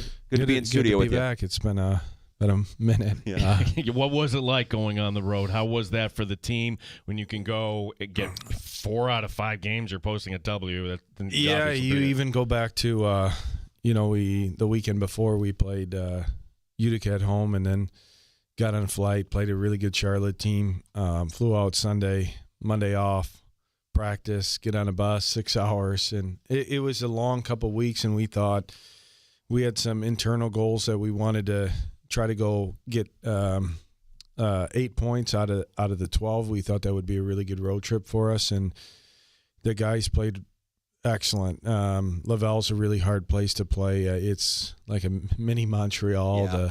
Yeah. You kind of just step back, and it's pretty unbelievable. And the guys, we played really good, and Belleville gives you a different type of matchup. They're big, heavy, but I thought we did a great job of it was the most hits we've ever had in a game back-to-back. We played physical. We defended really well. And then, when I was here earlier, we were playing really good, but we weren't getting rewarded maybe with some of the chances, and everything came together. We were really good on special teams, got great goaltending, and it was anytime you can go on the road and play teams like that and come up with a sweep is a credit to the group for buying in. When you took the job as head coach, when you got your hands on the schedule, did you have this part of the calendar circled and say, like, this is going to be a tough stretch? This is an opportunity for us as a team to show where we are? As this, when I took the job, talking to Seth and Vinny and Pacer, they're like, our division is really hard. You hear those things, but then until you go through it, and then you go to these places to play, and you see that you look at our division, and fifth place team is a 600 winning percentage. They'd be first or second in other divisions in the league, and you have to be ready to go all the time. And playing the week even before, we went to Laval on Wednesday, and then we had that heartbreaking loss when we played Hershey at home. So if you just look at the schedule, I think it's been really difficult. I bet if you look at our strength of schedule throughout the season, it's probably at the top of the league. Hershey, Charlotte. And it kind of battle tested you and gets you mentally. You have to be mentally and physically engaged to play in these games against these teams, and I think in the long run, it's going to prepare us, and we're playing good hockey against these teams. Some of them were not on the right side of it, but we've been playing really good, and everything came together. Now it's just really important for us to, finish out the up until Christmas break, these 3 games. Let's talk about the power play. Reasons that it's working the way it is. 3 of 6 against Belleville Saturday night. Yeah, I think it's the old cliche, keeping it simple, but a lot of times when we were on the power play, we were getting chances, but we weren't hitting the net. That created a second, third opportunity in front of the net to kind of bang home those rebounds. And if you look at the goals we scored, started out the game of 5-on-3, and then Rosie shoots a puck on net. We get Murray's right there for a rebound. We get another goal. Then we get a point shot with a great net front screen. And a lot of the goals are scored in the NHL on the power play are those creating chaos in front of the net because everybody's killing the same way. It's just making sure that you're getting shots and you're outnumbering at the net. And we did a really good job of that this last week. We've gotten some solid goaltending throughout the course of the season. We're talking with Amerks head coach Mike Leone here in the Sports Bar. Devin has his first 2 professional shutouts with the Amerks, gets the call up against Montreal or against Toronto rather, and I would imagine that he's going to be adding a little bit of a jolt here for this series against Syracuse the next couple of games. Yeah, especially the one shutout he had, it was probably the worst we played all year. The game we won 3-0. I mean, you guys haven't seen Charlotte play, but it felt like there were 7 guys on the ice. They're big, they're strong, they're physical. They don't give up much, and Devin did a great job, and he's been really good for us. He's confident. I would. It's like his attitude and his work ethic, and he loves being here. He loves coming to the rink. Even today at practice, Vinny and I were talking about it. There's a lot of small area games we play, and instead of covering it up, Devin plays it because he just loves. He wants more. Yeah. You know, he's a great kid. He's been really good for us. And then Sandy came in that Saturday and played a great game. We were up 2-1, and he made a couple really key saves in the game to keep it 2-1, and he did a great job for us on that Saturday night. So Devin goes up, makes 36 saves, steps 36 of 40. And here's a question. You've had a lot of guys go up and down, and it's not going so well in Buffalo right now. How do you keep your own little ecosystem here in Rochester to make sure the winning stays here, whatever's happening there for good or for bad doesn't kind of creep down here? Yeah, I think with when you look at situations when guys are getting called up, it's for one an unbelievable opportunity for them to make a name for themselves. And I look at the 3 guys in the last 3 weeks of you can control what you can control when you get up there. And Cozy went up there and was phenomenal. He scored pretty much 2 goals. The one was taken away. He made a great impression. And, he's trying to help the team win. When you go up there, you're trying to make an impression for yourself, but also help the team win. And then Johnson, went up there. I think he played 3 games. He was up to, 21, 22 minutes playing with Bo Byram. So he did a great job. And it's my job, to help prepare these guys to get up there to help the team win. And then Devin was put in he played on Friday. He got to Toronto. He was fresh, and I thought he did a fantastic job going up there. And I talked a little bit about him when we met, when I knew he was going up, about just when you get these opportunities, make the most of them. And I thought he did a great job in that game to keep it within striking distance. He made a couple of huge saves, and I think it's just really important.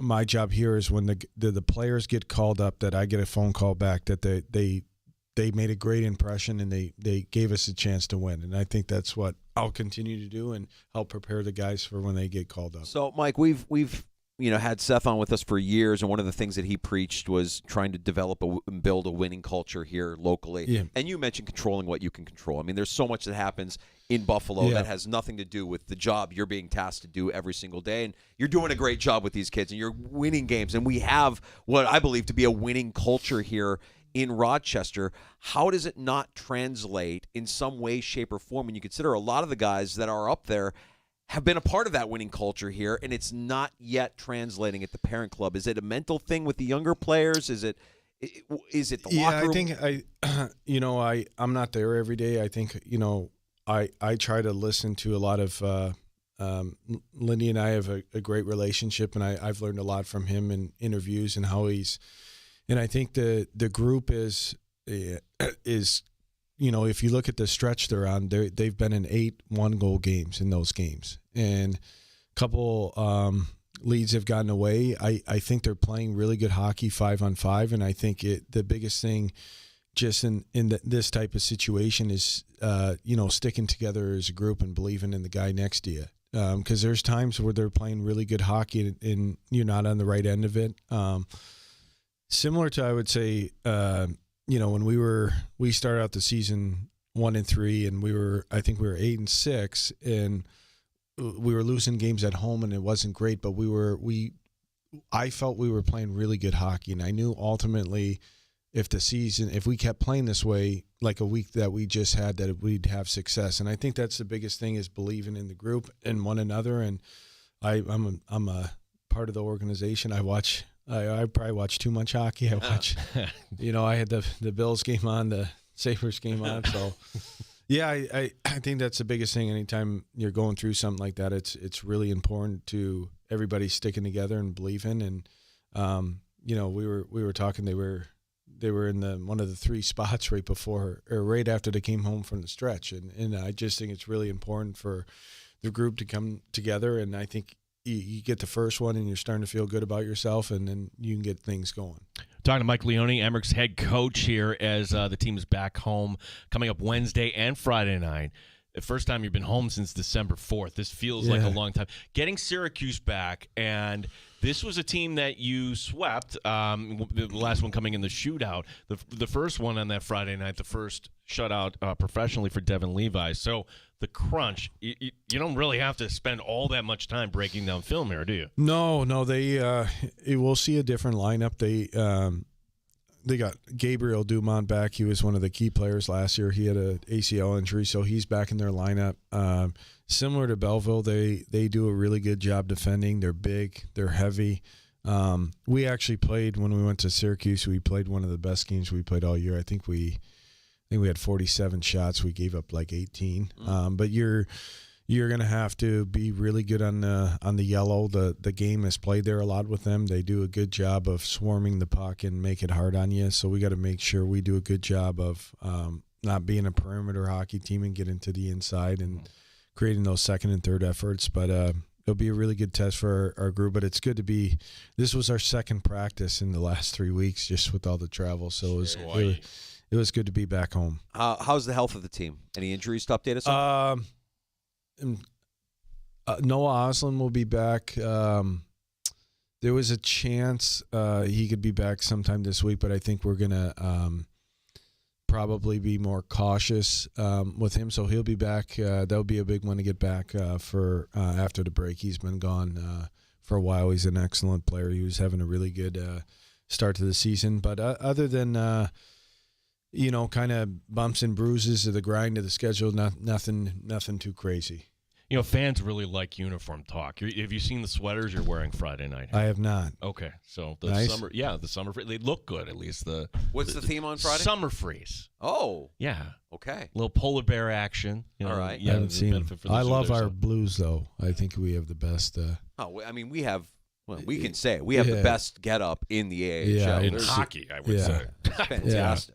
Yeah, no, it's I go on watch warm-ups sometimes when we wear our Blues, and I'm like, those are sweet. Do you subscribe to look good, play good? Like if yeah, I think there's especially with the new we have a young group. There's there's probably 4 guys on our team that could still play junior hockey, and it's a different world. They're the Instagram, the Snap, they're into that stuff. Yeah. It's like cool. So they like it. I think we talk about having team swagger, I think that's a really important thing when you're winning, not so much the dress code stuff, but just having a, quiet confidence to you. I think it's really important, and we've kind of developed that over the last month. So, This has been all new for you. Last one from me, Mike. How is the relationship with you and your assistants going, Pacer and Vinny here? They're the best. Like they're awesome.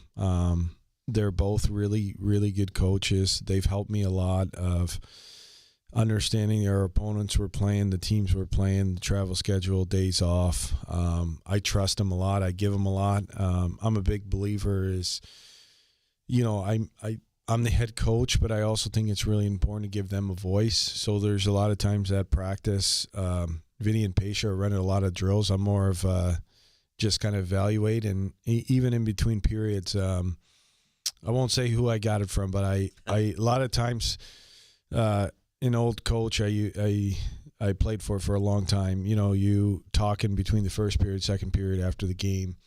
A lot of times throughout the week, Pacer will talk after the second period, Vinny talks after the first period, and I kind of just, when I need to talk, I'll talk, but kind of make your voice when it's important to talk. And it's something that I've developed over, since I became a head coach, to give the assistant coaches a lot of say. Sometimes they'll go before the game and give, talk. So I like to include everyone in that, so it's not always me. It's interesting too, right? Because a lot of times the players, if they're not playing well, like they know they're not playing well. Oh yeah. I give them you only got so many per year, but I've given them a couple. But I do think it's really important to have your coaches be involved where it's not always my voice. And I think, Pacer, and I'm superstitious about some things like that. So lately, Pacer goes in after the second and talks to the team, and I usually never go 2 times in a row. Mike, last one. Like, what do you do the 30, 40 minutes before puck drop? We do nothing. Yeah, I talked to one head coach who said, I hate this time. I don't know what to do. We just hang out, and we'll throw another game on, or if someone's playing before us. But it's the worst, because at that point you try to put the guys in the best position to be successful for the game. Then after that, during the game, you tweak things here and there or make adjustments. But after that, the guys got to play. You only have so much input during the game. Like, they got to play. So really, before the game, we just hang out. We have a little war room downstairs, and we'll just hang out. It's a worst time. It's terrible. Mike, I heard a pretty significant thud from out west late on Sunday afternoon. A lot of Lion fans falling off the bandwagon. Oh, yeah. Are they going to rebound from this? A lot of injuries. Are they still the Super Bowl team, the NFC Super Bowl contender that everybody believes they could be? It's going to be I think it's going to be really difficult for them to even get through Minnesota, to be honest. Because I think Minnesota, that's the last game. That's basically for the division. So you could lose the division. You don't get the bye. It's almost like the Bills last year, when they had all those injuries, and then you match up against teams that in the lines have been getting by because they're not playing, you're not playing Josh Allen. You're not a team that could throw up, 50 points on you. Yeah. And it's tough. 11 of their starters are gone. Carlton Davis just broke his jaw, and there was, Montgomery goes out with the torn MCL. It's just, in football, I feel like all your cards got to align, especially at that time of the year. A little bit of luck. Credit to the Bills, though. I thought they smacked them in the mouth. They were physical, and they were great. Well, Mike, we appreciate you stopping by here, and gosh, this is going to be our last visit because we're taking off on Christmas Eve. Yeah, next week, me too. Yeah. Me too. Okay, good. Right, You're not going to call us soft for taking some time off for the holidays. No. Okay. I get away from as soon as it's over. I'm done. We appreciate the time. Happy New Year, happy holidays, and we'll talk to you in 2025. Keep it rolling with the boys. Thanks, guys. You got it. There he is, Amerks head coach Mike Leone, stopping by the Sports Bar. Danger and Battaglia. We talk some fantasy football with Michael F. Florio from NFL Network next. You're listening to the Sports Bar with Danger and Battaglia on 95.7 FM and AM 950, The Fan, Rochester. The puck drops on The Fan tonight. Buffalo Sabres are in action tonight at 7 on 95.7 FM and AM 950, The Fan, Rochester. Paid actors represent actual clients. After my motorcycle accident, my attorneys at the Barnes firm got me $300,000, 5 times more than insurance offered. After my car accident, insurance offered $50,000. My case was worth over $1 million more. Hi, I'm Rich Barnes. Is your case worth more than the insurance company says? Call the Barnes firm now. You might be surprised. My case was worth $800,000. What's your case worth? Call our Rochester office now and find out. Past results don't predict future outcomes. Main Street, Rochester. Paid actors represent actual clients. My attorneys at the Barnes firm settled my job accident case for 65 times more than insurance said they'd pay. Glad I called. After a car rear-ended me, my attorneys at the Barnes firm got me $800,000. Hi, I'm Rich Barnes. Is your case worth more than the insurance company says? Call the Barnes firm now. You might be surprised. I called. My case was worth $600,000. What's your case worth? Call our Rochester office now and find out. Past results don't predict future outcomes. Main Street, Rochester. Nighthawks fans, head over to Blue Cross Arena Saturday, December 21st at 7 p.m. as the Nighthawks take on the Saskatchewan Rush for the longest night celebration. Get your tickets at RochesterNighthawks.com. The sports leader, 95.7 FM and AM 950 The Fan, Rochester, is everywhere.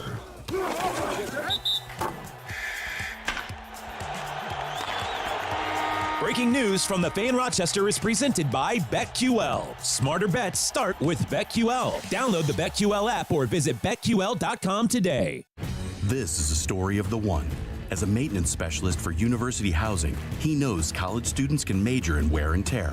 Plus, housing so many students doesn't leave a lot of room to house all the supplies he needs. That's where Grainger comes in. With over 1 million industrial-grade products and fast, dependable delivery, Grainger carries the quality products he needs so he doesn't have to. From a new door hinge to a whole new faucet. Call, click Grainger.com, or just stop by. Grainger, for the ones who get it done. The Ide family of dealerships is locally owned, and when you do business with us, you're also supporting the hundreds of local...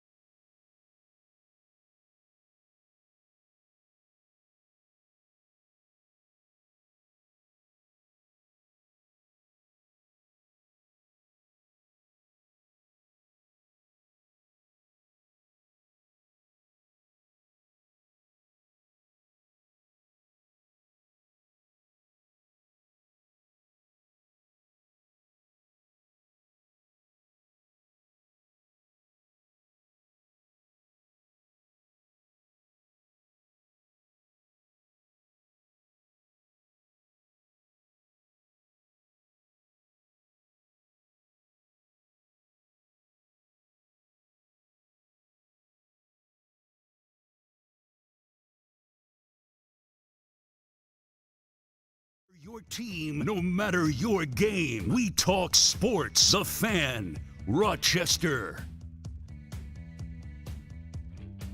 Really appreciate that conversation with Mike Leone, Amerks head coach, live in the sports bar with Danger and Battaglia. It feels like, even though it's the middle of December, it feels like the end of the year because we're having our final conversations here on a Tuesday, knowing that the holidays lay out the way that they do. We had our last conversation with Matt Perino in 2024 earlier today, our last conversation with Mike Leone, and now our final conversation, albeit it is the fantasy playoffs. Our buddy Michael F. Florio from NFL Network joining us now. And Mike, for everybody who's still got a dog in the fight and that's still fighting for their fantasy football champions, appreciate you making time for us to help make informed decisions so we can set a winning lineup. Appreciate you guys having me. I had no idea this was the final time. I'm sad right now. Well, Christmas Eve, I would imagine. Are you going back home, Mike? Where are you going to be next Tuesday? I got to work Christmas Eve. I got to work the day after, so I'm just going to be here in LA. All right. That's listen. There's worse places to be than LA. So appreciate everything that you've done for us and helping us. Pick up guys. We may look. I'm assuming most leagues you could still make moves here. Michael, are there any moves here if you're still alive that can fortify your lineup here in the semifinal? Yeah, the biggest thing that happened last week was a lot of running backs got injured. We lost David Montgomery for the season. Nick Chubb broke his foot. And my guy that was blossoming late, Sincere McCormick, now looks like he's going to miss time.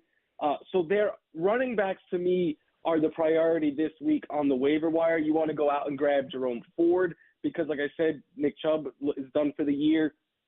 Kendre Miller is in play because Alvin Kamara had an amazing touchdown catch. He tweaked his groin on that play, did not see him again the rest of the game. And you have to think, with literally like every other key Saints offensive player being injured, they probably play it safe with Alvin Kamara. So we could be looking at Kendre Miller as a lead running back there, and then Amir Abdullah and Alexander Madison for the Raiders. Craig Reynolds, a little bit deeper name. So running back is the priority for me this week, but one exception Jalen McMillan, I think you need to go out and add this guy right now. He's really taken over as the Chris Godwin role there as the number 2 option behind Mike Evans.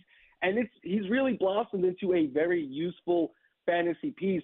Was one that came with hype out of Washington with Roma Dunze and those guys there in college last season. So, yeah, to me, it's all about the running backs this week. Unless McMillan is out there on your waiver wire, then obviously if you need a running back, those guys get priority, but still put in a claim for McMillan. Mike, can we go back to the Cleveland situation? You mentioned Jerome Ford. We know he's going to get the lion's share of touches in that backfield for Cleveland, but it's going to be an offense now guided by DTR instead of Jameis Winston. So what does that mean for Ford's upside? Because we know with Winston out there, yes, he might be slinging it all over the place and might be, prone to some turnovers, but you also had to respect the pass a little bit more than you will with DTR behind center. Yeah, I think all of the Browns take a hit with DTR, but I'm still willing to I'm not telling you to start Jerome Ford this week over your routine starters, but I have a league where I have 2 leagues where I lost David Montgomery, and in at least one of them I have Jerome Ford already, so he looks like my current best option right now. He'll get volume, like you said. He averaged, before last week, the best running back against the Chiefs this year was Sincere McCormick, averaging 5.5 yards per carry. He averaged double-digit yards per carry. I know it was largely one long run, but that's what he brings. He brings a little bit more explosiveness than we've seen out of Nick Chubb in that backfield. He could catch passes. And most importantly, the Bengals have really struggled defensively. They've allowed the second most fantasy points to running backs in the last month. So if he was playing the Ravens, I'd want no part of him, but it's just the touches he's going to get, the fact that he has the capability of breaking out big plays, and then it is in a matchup that can allow a big player to. So that's the appeal with Jerome Ford this week. Michael F. Florio, NFL Network, our guest here. Michael, what is your advice for playing fantasy players on bad teams? And I'm looking at the New York Jets, what Aaron Rodgers and specifically Devontae Adams did last week against Jacksonville. Are we confident? Are we skittish? The Jets back home this week against the Rams. Much less confident. Look, the Jet, that's why I'm interested in Amir Abdullah this week, because they're getting the Jacksonville Jaguars. Last week I was talking up Aaron Rodgers, Devontae Adams, Garrett Wilson, because it's so matchup based. Mm-hmm. This week against the Rams, we saw the Rams defense can be had. Josh Allen, the Bills, put up 40 points and 6 touchdowns against them. But to me, I think Aaron Rodgers is much more of a deeper streaming option this week. I'd rather stream Cooper Rush in a good matchup against the Bucs. I'd rather take a shot on Drake May against the Bills than Aaron Rodgers this week. But because of who his wide receivers are and the upside that they bring, I don't think you want to go with the Aaron Rodgers route, but you probably still start Devontae Adams and Garrett Wilson. You would need a really good option, I would say, to get away from them. Mike, let's just have a general football conversation. I mean, you're so great at breaking down these matchups and telling us which matchups we can exploit. But, man, we're getting closer and closer to the postseason. You're starting to see these scenarios play out a little bit. There's not a ton of intrigue and drama, but there is one team in the AFC that still has something to play for. And as long as they have something to play for, we can benefit, and that's Cincinnati when they have the Browns this week. Are you paying attention to any other teams that might be fighting for their postseason lives here that could play with a little bit more urgency and give you some more fantasy points? Yeah, I think that is a great point. The Bengals, they have to win out basically to get in. It was what my thinking with the Dolphins were prior to what they did this past week, because you play differently when your back's against the wall. There's no more tomorrow, so you tend to be more aggressive. You tend to go for it more and stuff like that. Now, it is the NFL. They're all paid a lot of money. Last night, watched someone like Amir Abdullah do well against the Falcons, or the Keenan Allen had a good game despite the Bears having nothing to play for. But, yeah, I do ultimately think when you have something like that, your back's against, Thursday Night Football, Chargers-Broncos is a huge matchup. There's a lot of fantasy players that I am interested in getting into my lineups because of that. Whereas not only are the teams that are not out of it, a lot of the times we see, like, we've reached the point of the year where a bunch of backup quarterbacks are playing, and obviously that hurts the point total, the yard total. It hurts everyone around it in an offense. But that is one thing I'm looking at, like trying to find offenses that have something to play for, that have all of their pieces, that have a quality quarterback, because it's easy to get excited for people. Like Brock Bowers is amazing. Jacoby Myers is a really good wide receiver.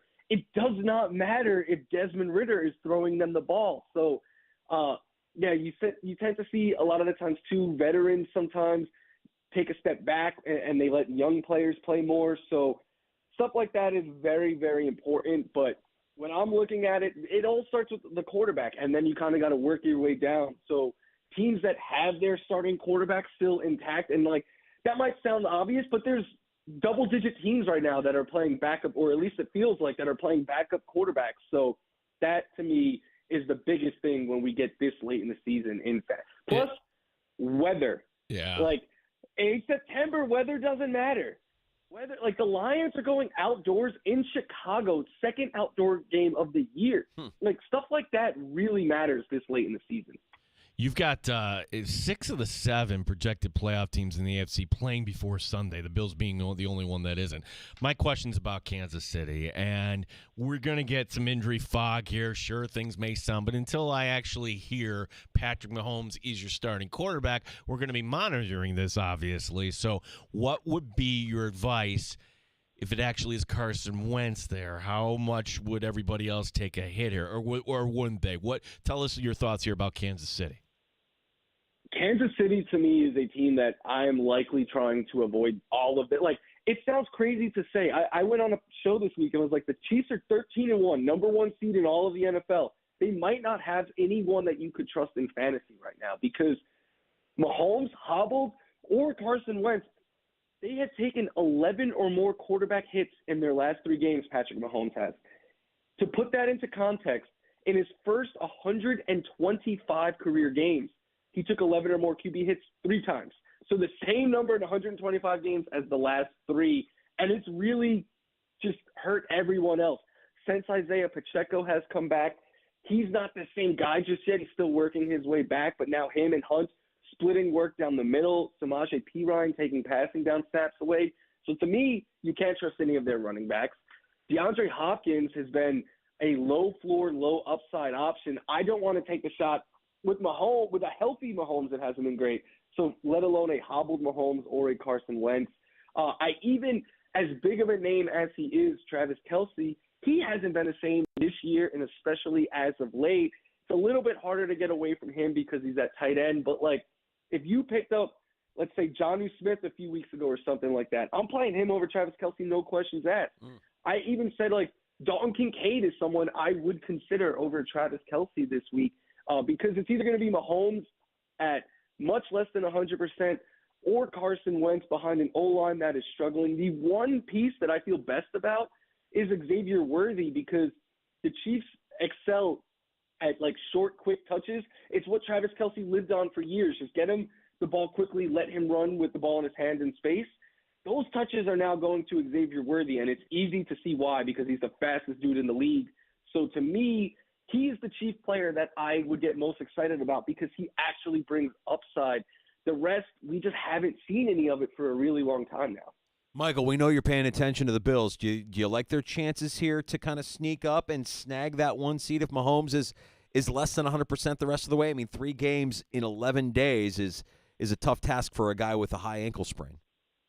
Yeah, and it's look at who they are against. Yep. Like against the Houston Texans, who might not be the team that we thought they were, but they still have a tough defense, and they create pressure on the quarterback at the 3rd highest rate in the league.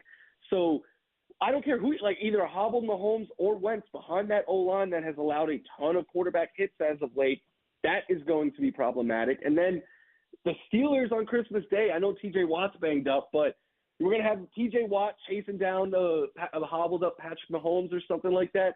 Then they finish with the Browns, which is it Denver? I forget who their 3rd game is against. It's Denver. I think it's Denver. Yeah, Denver could be playing for their playoff lives in that game. So that is a huge one as well. The Chiefs could easily go 1-2.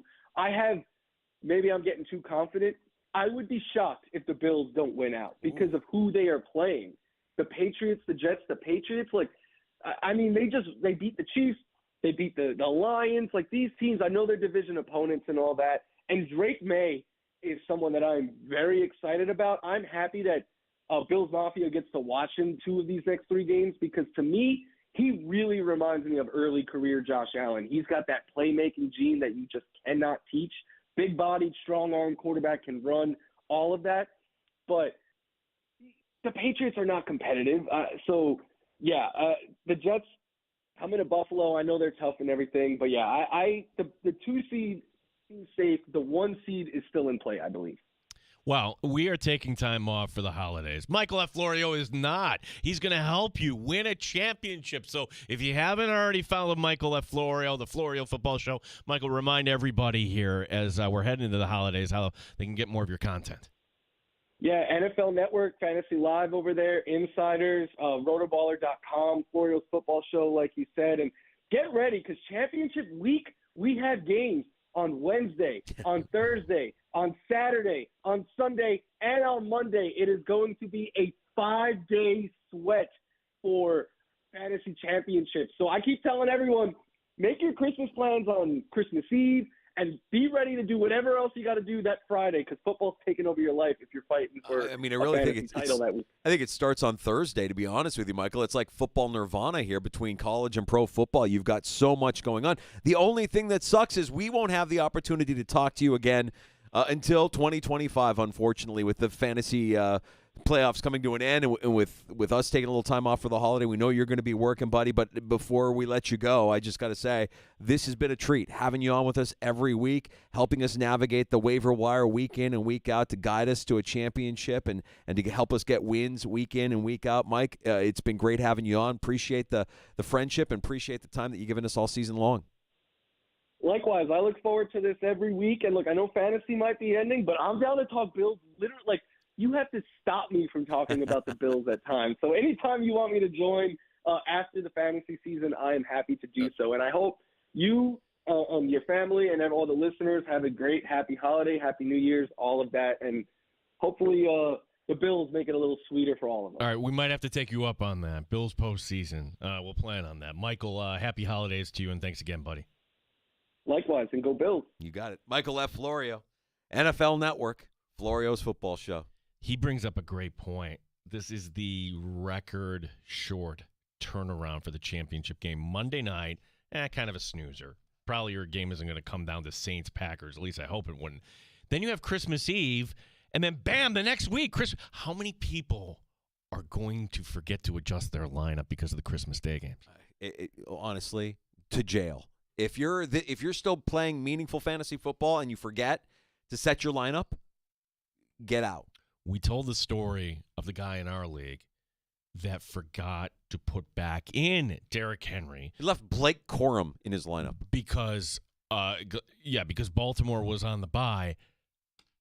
Don't you know? Like, even though he's down one spot, he still won. How much do we suck that we're letting a guy who plays Blake Corum in his starting lineup make it to the semifinals of the fantasy football? We suck. We suck. If Pizza Dude wins it all, he's going to taunt us. He's going to rub it in our, and deservedly so. Yeah, look, Pizza Dude's a smart guy. I mean, it wouldn't surprise me if he wins it all. But I'm pulling for him. I'm pulling for the Pizza Dude, our director of technical operations, guy that keeps us on the air. Can't do it without him. That'd be a guy that is worthy of a fantasy championship. Who's hot and who's cold in fantasy football, Gino? Well, we're just going to go with the chalk here, Danger. We're going to go with Josh Allen. How could you not? Josh Allen, another fine, exquisite performance. Who's cold? I'm hoping he's not going to be cold this week, but apologies to all Cooper Cup owners that got a big fat 0 last Thursday night. Who's hot and who's cold in fantasy football is brought to you by AirQuip Heating and Air Conditioning. It's fun and challenging to know when to start a player that's heating up or bench one who's cooling off. It's not fun to be too hot or too cold in your home or business. Make the best lineup call you can and call AirQuip today. Happy hour is upon us. We've gone a little bit long here. Sorry about that. We'll come back after a quick break, and we'll talk about the news of the day today for the Buffalo Bills.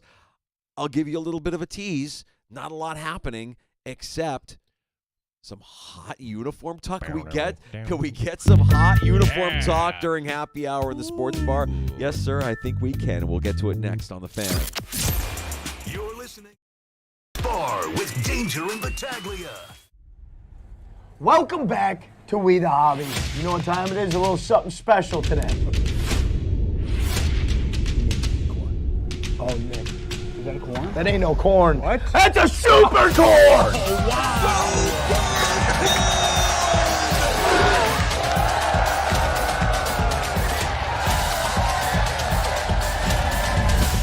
Visit us at 23 Arlington Street in Rochester.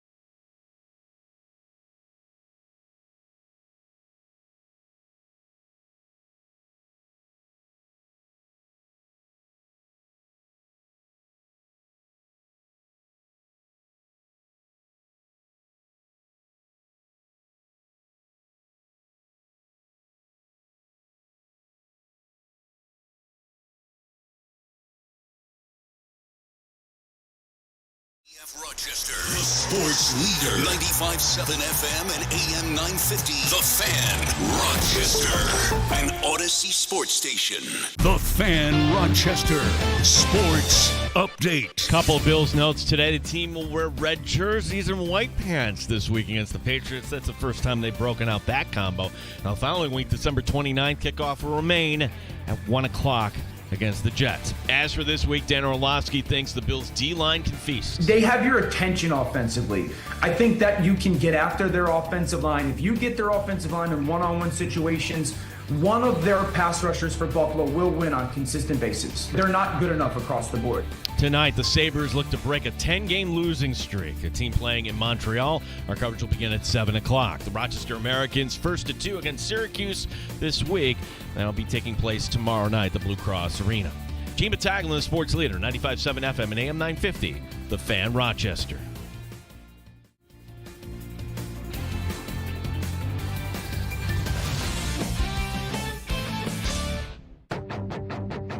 The Sports Bar with Danger and Battaglia. We're fired up about being able to play this weekend at home in front of our fans. I feel like it's been a few weeks since we've been here. Let's move on to New England. I don't know why they flex it, but like you said, Josh Allen, must-see TV.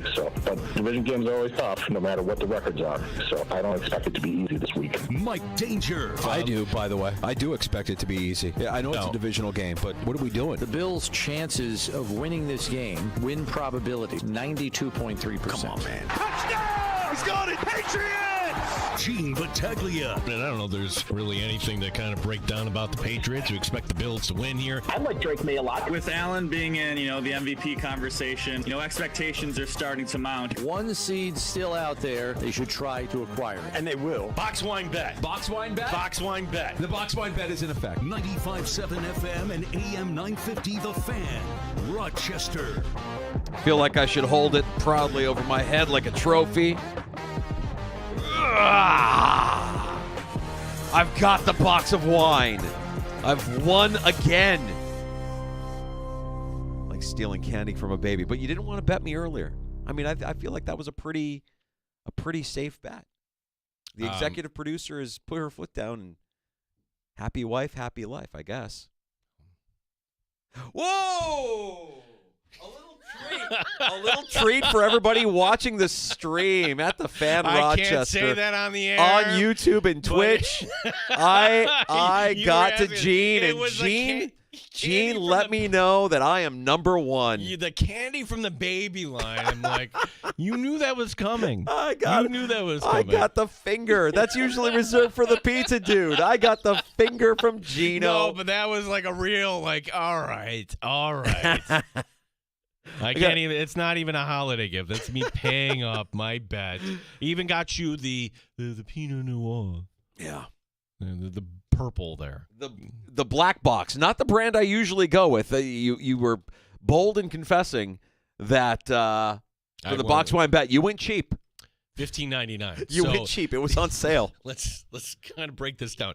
$15.99 for a box that equates to 3.5 bottles. So that's like $4.25 a bottle. We're talking about the value. Not great, Bob. No, and I'm still gonna enjoy it.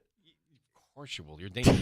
Like, when have you ever had a drink? You're like, nope, not for me. Yeah, no. You're like, you like everything. I'm a consumer. Yeah, I like consumption, and that will that'll be a good one. Oh, happy holidays, everyone. Welcome into the Sports Bar. It is happy hour after all. We appreciate you checking us out in the free-to-download Odyssey app, wherever you get your shows, including on YouTube, The Fan Rochester, our channel, streaming on Twitch at The Fan Rochester. You can get us on your smart device when you ask it to play 95.7 The Fan. And, of course, if you're driving around locally, we love you as well. 95.7 FM, AM 950. We appreciate you making us part of your routine. We know how many options you have for your sports information and entertainment. We don't take for granted that you choose us, even if it's just for a few minutes. Your time is valuable. We're not going to try and waste it, but although today, really, what do we have from the Buffalo Bills? No real updates other than we know what they're going to wear. Yeah. Well, I'll give you story number 2, I guess. Yeah. We'll have a Sunday game that's not flexed. 1 o'clock. Game. They have come out with the schedule. They announced a few Saturday games. They flexed out Dolphins and Browns. They put in Commanders and Falcons. But for the Buffalo Bills, Jets at Bills.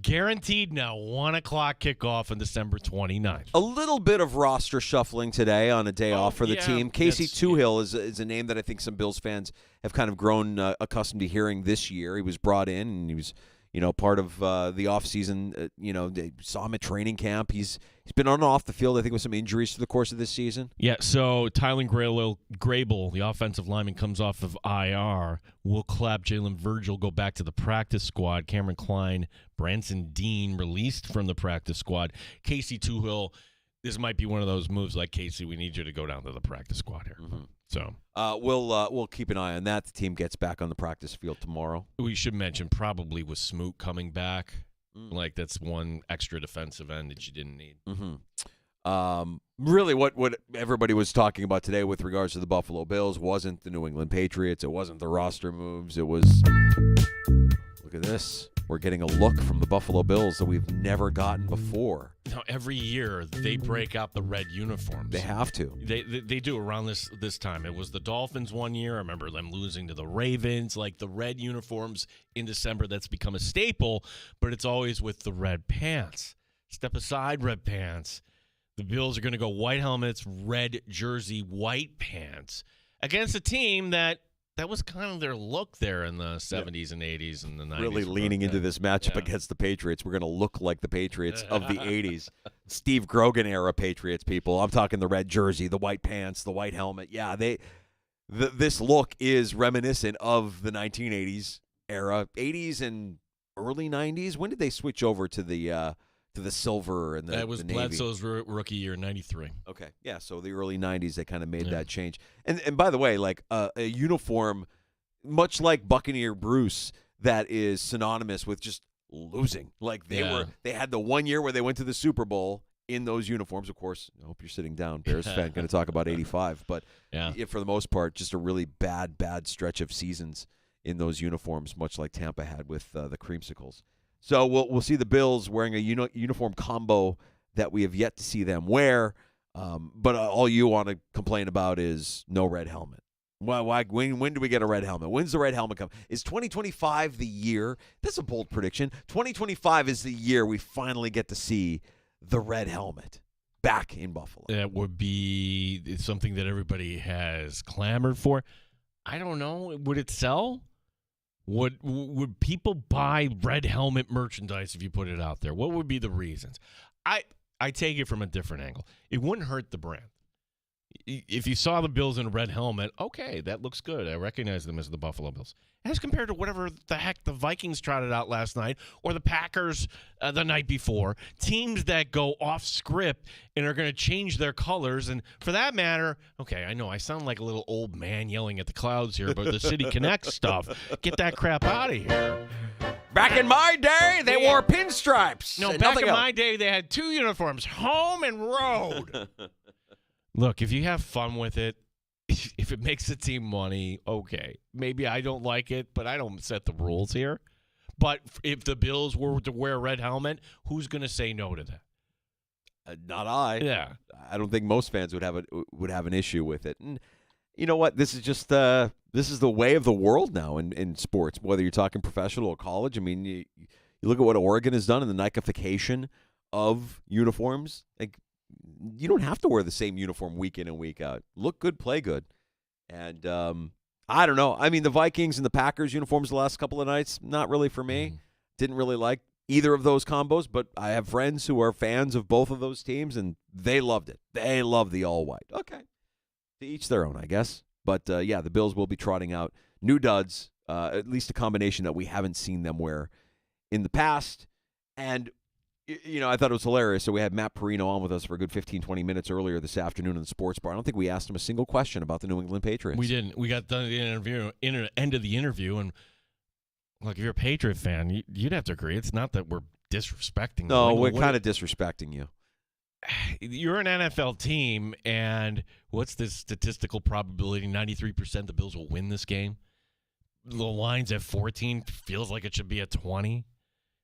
Drake May will make some plays, I'm sure, in this game, and maybe Christian Gonzalez picks off Josh Allen. Maybe there are be some little nuggets there. Yeah. But it's hard for me to imagine a scenario where the Bills blow this. Couple of tidbits from earlier today. One Bills Live, Chris Brown on that 92.3% chance that the Bills beat New England. In case you were wondering, the Bills' chances of winning this game, win probability, according to Pro Football Network, against the Patriots, 92.3%. Come on, man. You can't give them a 92% chance. Pro Football Network. I don't care who you're playing. You could be playing the Raiders a day after they played the Falcons, and you wouldn't have a 92% chance of winning the game. You might. Did you see that team yesterday? Maybe yesterday. maybe the Raiders. The very next day. Maybe the Raiders. Yeah, but man, oh man, you play to your competition once in a while. This team has been accused of doing in years past. You don't want to go down that road. Tasker is such a football player, isn't he? I mean, like, even as a retired NFL great, he's willing to give the opponent the respect that he believes they deserve. I think what's going to help the Bills is the fact that the game is here. It's here. It's been a couple weeks. And there's another clip from McDermott that says, I think this is the first time. Okay, even Sean McDermott's going to the it's the first time you've been here in a couple weeks here, Sean. Yeah, but, well, the Niners game it was a home game, but it feels like forever ago, 1, and 2, it felt like a different atmosphere because of a primetime Sunday night game and also the weather being a factor in that game. So it's going to feel like a normal Sunday afternoon game. Late afternoon window, little different. Listen, like this time of year, 4:30, it's dark. Why are they doing this? You look at the schedule, and it's because it didn't hit me until this. The 7 projected teams in the AFC, by the time the 1 o'clock games come around, 6 of the 7 are already played a game. Yeah. Welcome to the time of year, Danger, where it's going to be football left and right between this and college and everything else. I'm not going to bring up this scenario because I don't think it's going to happen. But if the Bills were to lose on Sunday, in a bunch of different scenarios, like the AFC playoff picture could basically essentially be wrapped up with 2 weeks left to play in the season. I don't think that's going to happen, but there are scenarios that exist that could happen. Okay, there's an interesting scenario because we're looking at how do you track down the Chiefs? Well, what if the Chiefs beat the Texans? And then what if they beat on Christmas Day the Steelers? Danger, you're nestled in the Steelers would have to lose to the Ravens prior. You're nestled into the number 2 seed. What do you do against the Jets and the Patriots? I would think that last Patriot game, you're not playing Josh Allen, but could you really sit Josh Allen for 2 consecutive weeks? Well, I guess my counter to that is the way Josh Allen has been playing, and even better, the way the offensive line has been playing. How much risk are you really putting him in? I know that accidents happen. I know that freak injuries occur in the NFL, but he's not taking sacks. He's been relatively smart with his body and conserving his health throughout the course of the year, aside from the bumps and bruises and what we don't really know how bad his left hand was injured in week 1. Can you, as a coordinator, you're not calling the tush push there. I mean, can you, I don't know if you want to coach that out of Josh. It seems like Danger, he's mastered the rules of the road when it comes to running. There's one play where okay, that's enough, slide. Yeah. First down. Right. Like, so that's going as well as anybody could have hoped. Yeah, and watch him in the postseason pull out the move where he pretends like he's going to slide and then keeps running like he did against Pittsburgh last year, because that move, I think he saves for the postseason. We haven't seen it yet during the regular season. Dan Orlovsky also earlier today on One Bills Live. New England can't hang with the Bills. I don't think this defense can hang with this offense. And I think that the ideal situation is you make them unbelievably one-dimensional. And you make it into this, Drake May's got to drop back 40 times and throw. I don't believe that they can match up guy for guy. I would be very aggressive to try and jump on them and put them in completely, kind of left hand tied behind their back. Yeah. I mean, if the offense continues to play the way they've played the last 3 weeks, how is New England's not stopping that? New England is not at home. New England's not stopping that. It could get ugly. So, yeah, for people that want to say, hey, it's a divisional game, you never know. No. I'm expecting a blowout. I'm expecting a one-sided affair. Now, if you say, what about the Jets and Aaron Rodgers? Again, maybe. You're at home. Yeah. The Jets, when they come into Orchard Park this time of year, traditionally don't look real good. I mean, do we remember? I know it wasn't Aaron Rodgers, but I mean, they were a better team last year without Aaron Rodgers. And Matt Milano just snatched the soul of Mike White. Was that last year or 2 years ago? No, it was 2 years ago. 2 years ago. Yeah. I just think, you have this history of a team coming in here with nothing to play for, and they should just flick them like a bug. The rest of the schedule, the Bills are going to do their part to get the 1 seed. Let's just put it that way. They need help from the Chiefs, and maybe that happens because of the Mahomes injury. The Bills should not stumble here. No, and if the Bills end up being the 2, and if you take care of business at home, are you threatened by a trip to Arrowhead? That seems like the way the story you would want it to be written. Just saying. A 14-3 record to end the season. I don't know. Nobody really predicted that. Not even Masterstroke. Nobody predicted it. Nobody did. Pretty remarkable, and we'll see if it continues. Late afternoon game, 4:25 kickoff, pregame on the Fan Rochester. Sunday gets underway at 12 noon. I'm trying to remember. I think we have Amerks on Sunday as well. We do. So we're going to start with pregame, go to the Amerks at 3 o'clock. We're playing in Cleveland.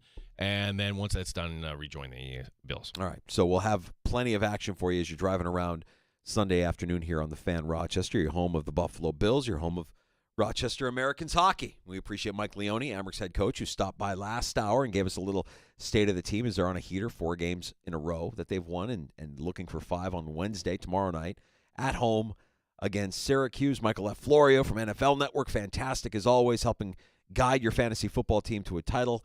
And Matt Perino of the Syracuse Post-Standard. If you missed our conversation with Matt Perino covering the Bills for Syracuse.com, check out the Sports Bar wherever you pod. That includes the Odyssey app. That includes Apple Podcasts, Spotify, all your favorite platforms. Search out the Sports Bar, and you'll find all of our guest appearances and shows. Yeah, we've got some stories here in shots, including one that could change when we go to commercial break. This vote is going on right now down in Tampa Bay, and nobody knows how it's going to go.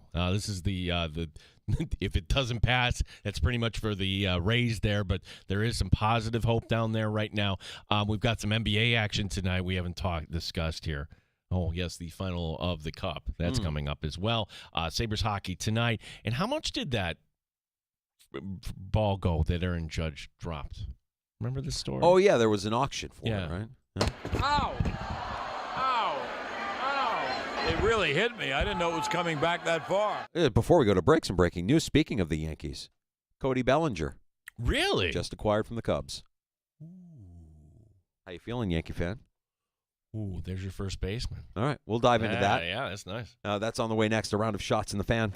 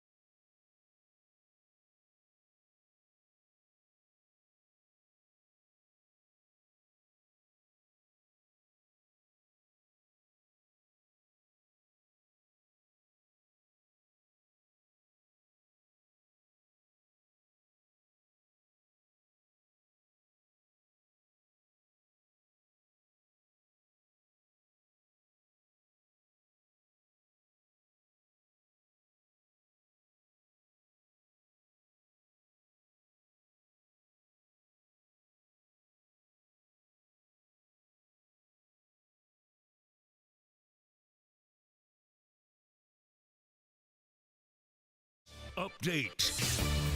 Today, the team's going to wear red jerseys and white pants this week against the Patriots.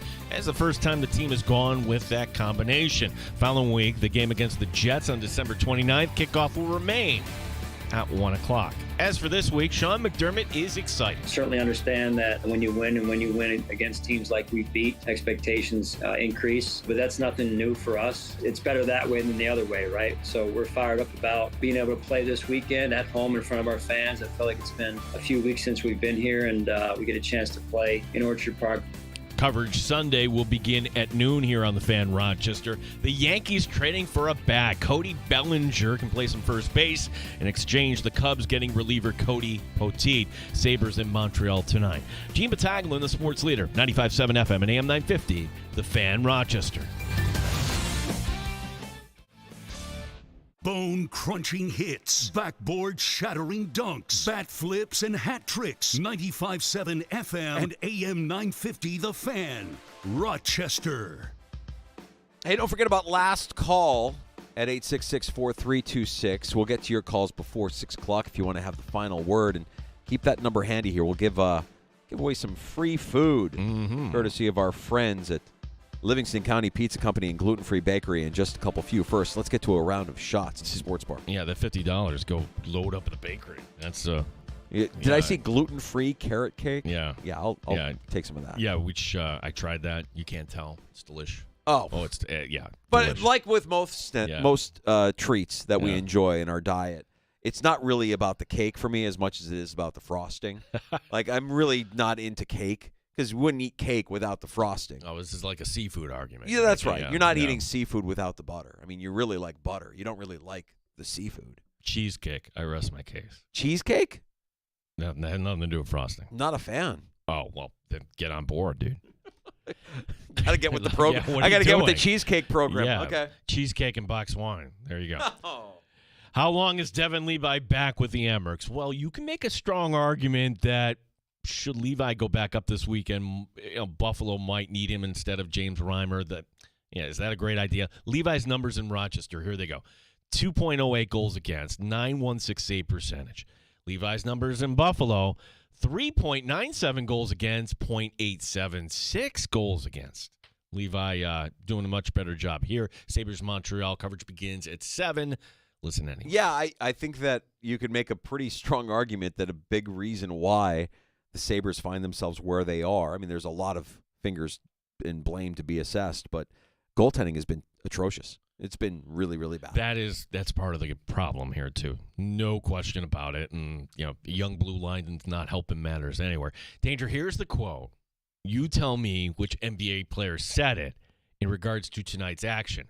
And maybe if I do it in the accent, that'll give it away. Oh, don't do it in the accent. I try not to think about the money.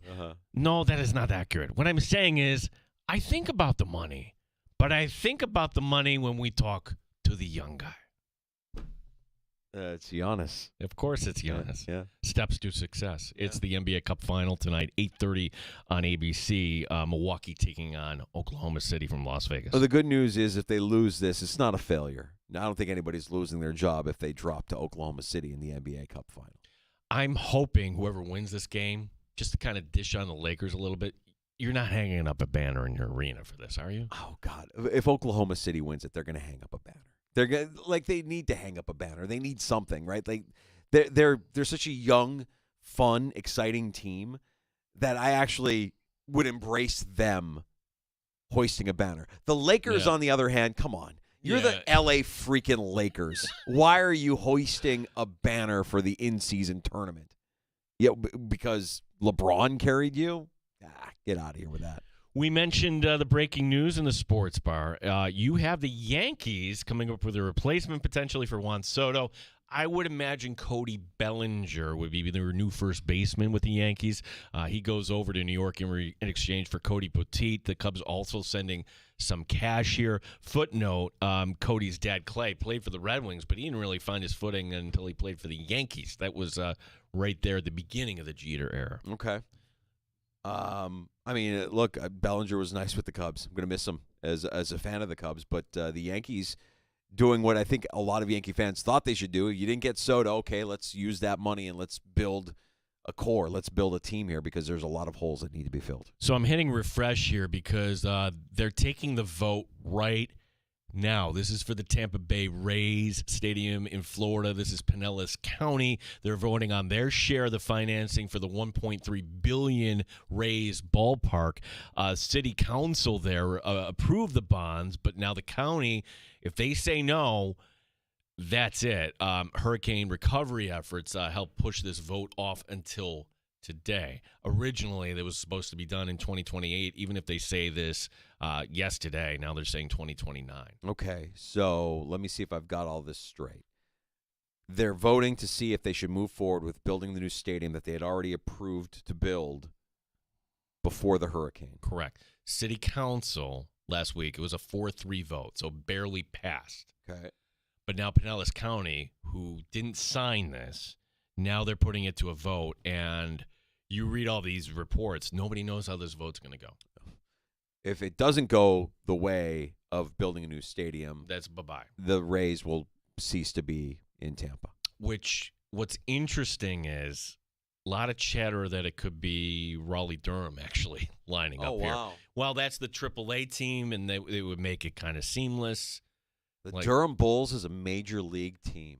The Triangle, is that big enough to support? I think so. Yeah, I get that. Maybe this is an unpopular opinion. I kind of dig that. If the Durham Bulls became a major league team. You're ditching the Rays. You couldn't. What would that make? That would be like the Utah Jazz. It makes no sense. I kind of dig that move. There's a part of me that thinks that's kind of neat, that you would promote a AAA team into the bigs, a team that was always viewed as a AAA team, that a movie was made as a AAA team, and you make them a big league team. I think there's something kind of cool about that. I would agree. Finally, a follow-up to our story from last week, how Major League Baseball put up for auction on the Dodgers website the Aaron Judge drop baseball. How much did it go for?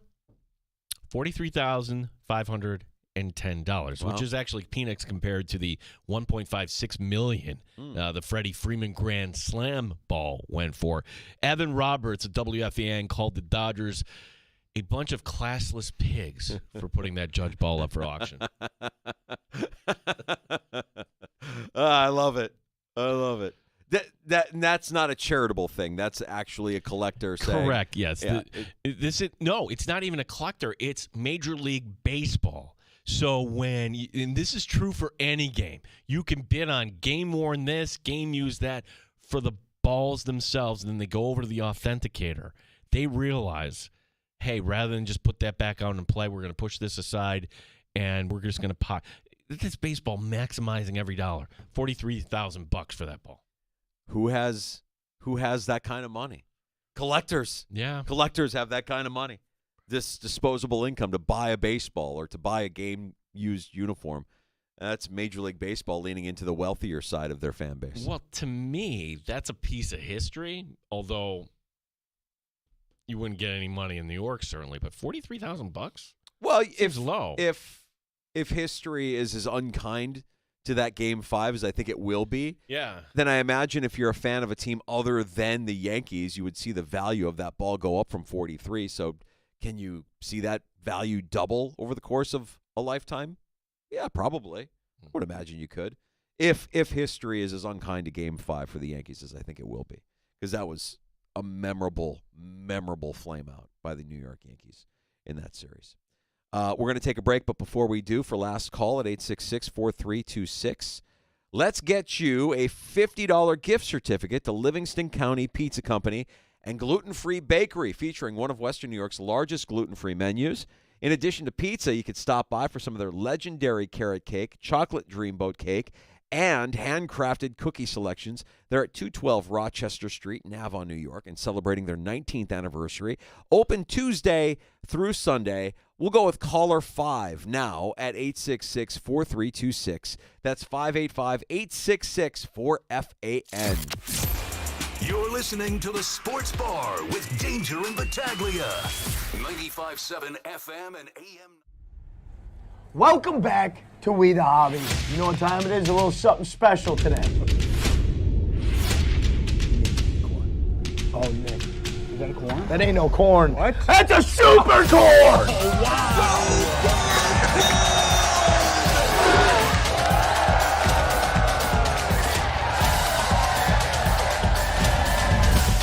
Visit us at 23 Arlington Street in Rochester.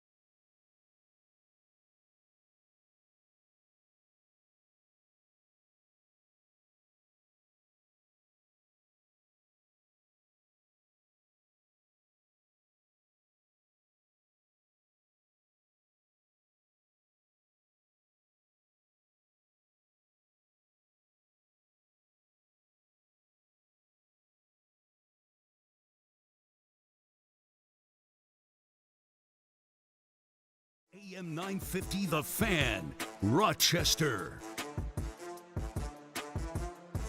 Last call on the Sports Bar with Danger and Battaglia at 866-4326-585-866-4FAN. Short week for us. No show Friday. Did we say take of the year is Thursday? We're going to do that on Thursday? Thursday. That makes sense because tomorrow we should have news out of Buffalo with the injury situation, the secondary, Matt Milano. Mike Catalano will join us on the show tomorrow. Okay, great. So we'll talk some Bills football tomorrow, as we will Thursday. We talk Bills every day, but it's one of my favorite shows of the year, just kind of taking a look back. Some do a year in review. We just break it down to sound. We just get the best sound from the last 12 months. And you mentioned Catalana joining us tomorrow. I believe you have Catalana as somebody that you wanted to nominate for Take of the Year, correct? Well, the one that took off on social media, the one, Danger, where I correctly predicted what would happen to the Mets, that they would rally and that they would beat Milwaukee and they would beat Philadelphia and eventually lose to the Dodgers. And I said that in July, but nobody cares that I was right. But Mike Catalana had a few zingers at me. So was it when you made that prediction originally, or was it after the fact when you rubbed his nose in it and said I was right? When I made the prediction originally, and he said we have Met fan meetings and we get together, and you don't remember this? I do. I mean, I can pull this up from my computer. It's an occurrence with Catalana. I think every time the Mets come up into conversation, he just loves dunking on Mets fans, and you're the recipient. You're front line, man. You're getting all of that heat from Catalana. So we got that, but we've got plenty of sound to review here for our Take of the Year. Some really, really strong nominees this year. Last year's winner, Maggie Gray. I mean, it's fun to think where we were a year ago at this time. Last December, Maggie Gray came into the Sports Bar and delivered her Take of the Year on the Buffalo Bills. Is it mental? Man, I hope not. Because if it is, that means that solidifies probably something that maybe Bills fans and maybe the organization doesn't want to face, which is the 13 seconds game might have been the best shot. And I'm not willing to say yet that they're not going to have another great shot at this and that they're not going to have learned from those mistakes in that game and can be better for it. I'm not giving up. This hasn't beaten me down yet. Hell, we're Bills fans. We've been through worse. And I think if a few things can break right and they can start peaking at the right time at the end of the season, why not the Bills, really? I mean, we have one of the best quarterbacks in the league. We still have a great defense despite some of the injuries. I'm saying we now, like I'm suiting up for the team. But I'm still with this team. That was Maggie Gray last December. Last December, that all applies, yeah. Great defense, all the injuries. Right. And we were, that was her basically saying is, because we were kind of a mess last year. You think about it. I mean, you think about how they lost some of those games, and you think about how they had to battle to get that. I mean, that was from the middle of December last year, and they had not secured a playoff spot. No. So, she hung with them. We all hung with them. It wasn't the result, ultimately, that we wanted last season. Maybe things are different this year, and I will give you a little spoiler. Maggie Gray, who you hear mornings here on the Fan Rochester, will be a Take of the Year nominee in 2024, but I don't know that her take in 2024 is up to the level of her Take of the Year winning take from 2023. That's coming up on Thursday. Tomorrow on the show, as we do every Wednesday, we'll be joined by PJ Glasser, who's the host of Send It In on the BetQL network. Now, Football Nirvana is about to commence come Thursday. I mean, you look at the schedule for football fans, college and pro, Thursday night, Week 16 gets underway in the NFL. Wait, flag. Begins tonight, Danger. We got a bowl game tonight, the Frisco Bowl. Memphis, West Virginia, 9 o'clock. Yes. 2 bowl games tomorrow. Western Kentucky, James Madison, California LV. You can bet on all this. You can. You absolutely can if you want to. I don't know. I'm sure PJ has his takes on those games, but we'll focus on the college football playoff and everything that gets underway this weekend and also Week 16 action in the NFL. Get you some winners with the host of Send It In on the BetQL network. And as you mentioned, Mike Catalana, 13 Wham Sports, BuffaloPlus.com. We weren't able to get him on Monday, but we will get him on tomorrow, and we'll recap that win in Detroit. Mike was there for that, and look ahead to Sunday's matchup against the New England Patriots, where, again, Will we even ask him a question about the New England Patriots? That's really the question to ask. Will we ask him a question about the Patriots, or will we do with Catalana like we did with Matt Perino earlier today and just disrespect them to the point where we don't even worry about New England on Sunday? No. Fun show. If you missed any of it, in the free-to-download Odyssey app with Rewind, you can go back and listen to any part of the show that you may have missed for the next 72 hours. You can also go back and watch the show on YouTube, our YouTube channel, The Fan Rochester. All of our past shows are up there for you to watch at your leisure. And you can find us wherever you get your podcasts as well. Just search out the Sports Bar in the Odyssey app, Apple Podcasts, Spotify, and others. JR Sport Brief on the way next. Sabres hockey tonight at 7, but listen anyways.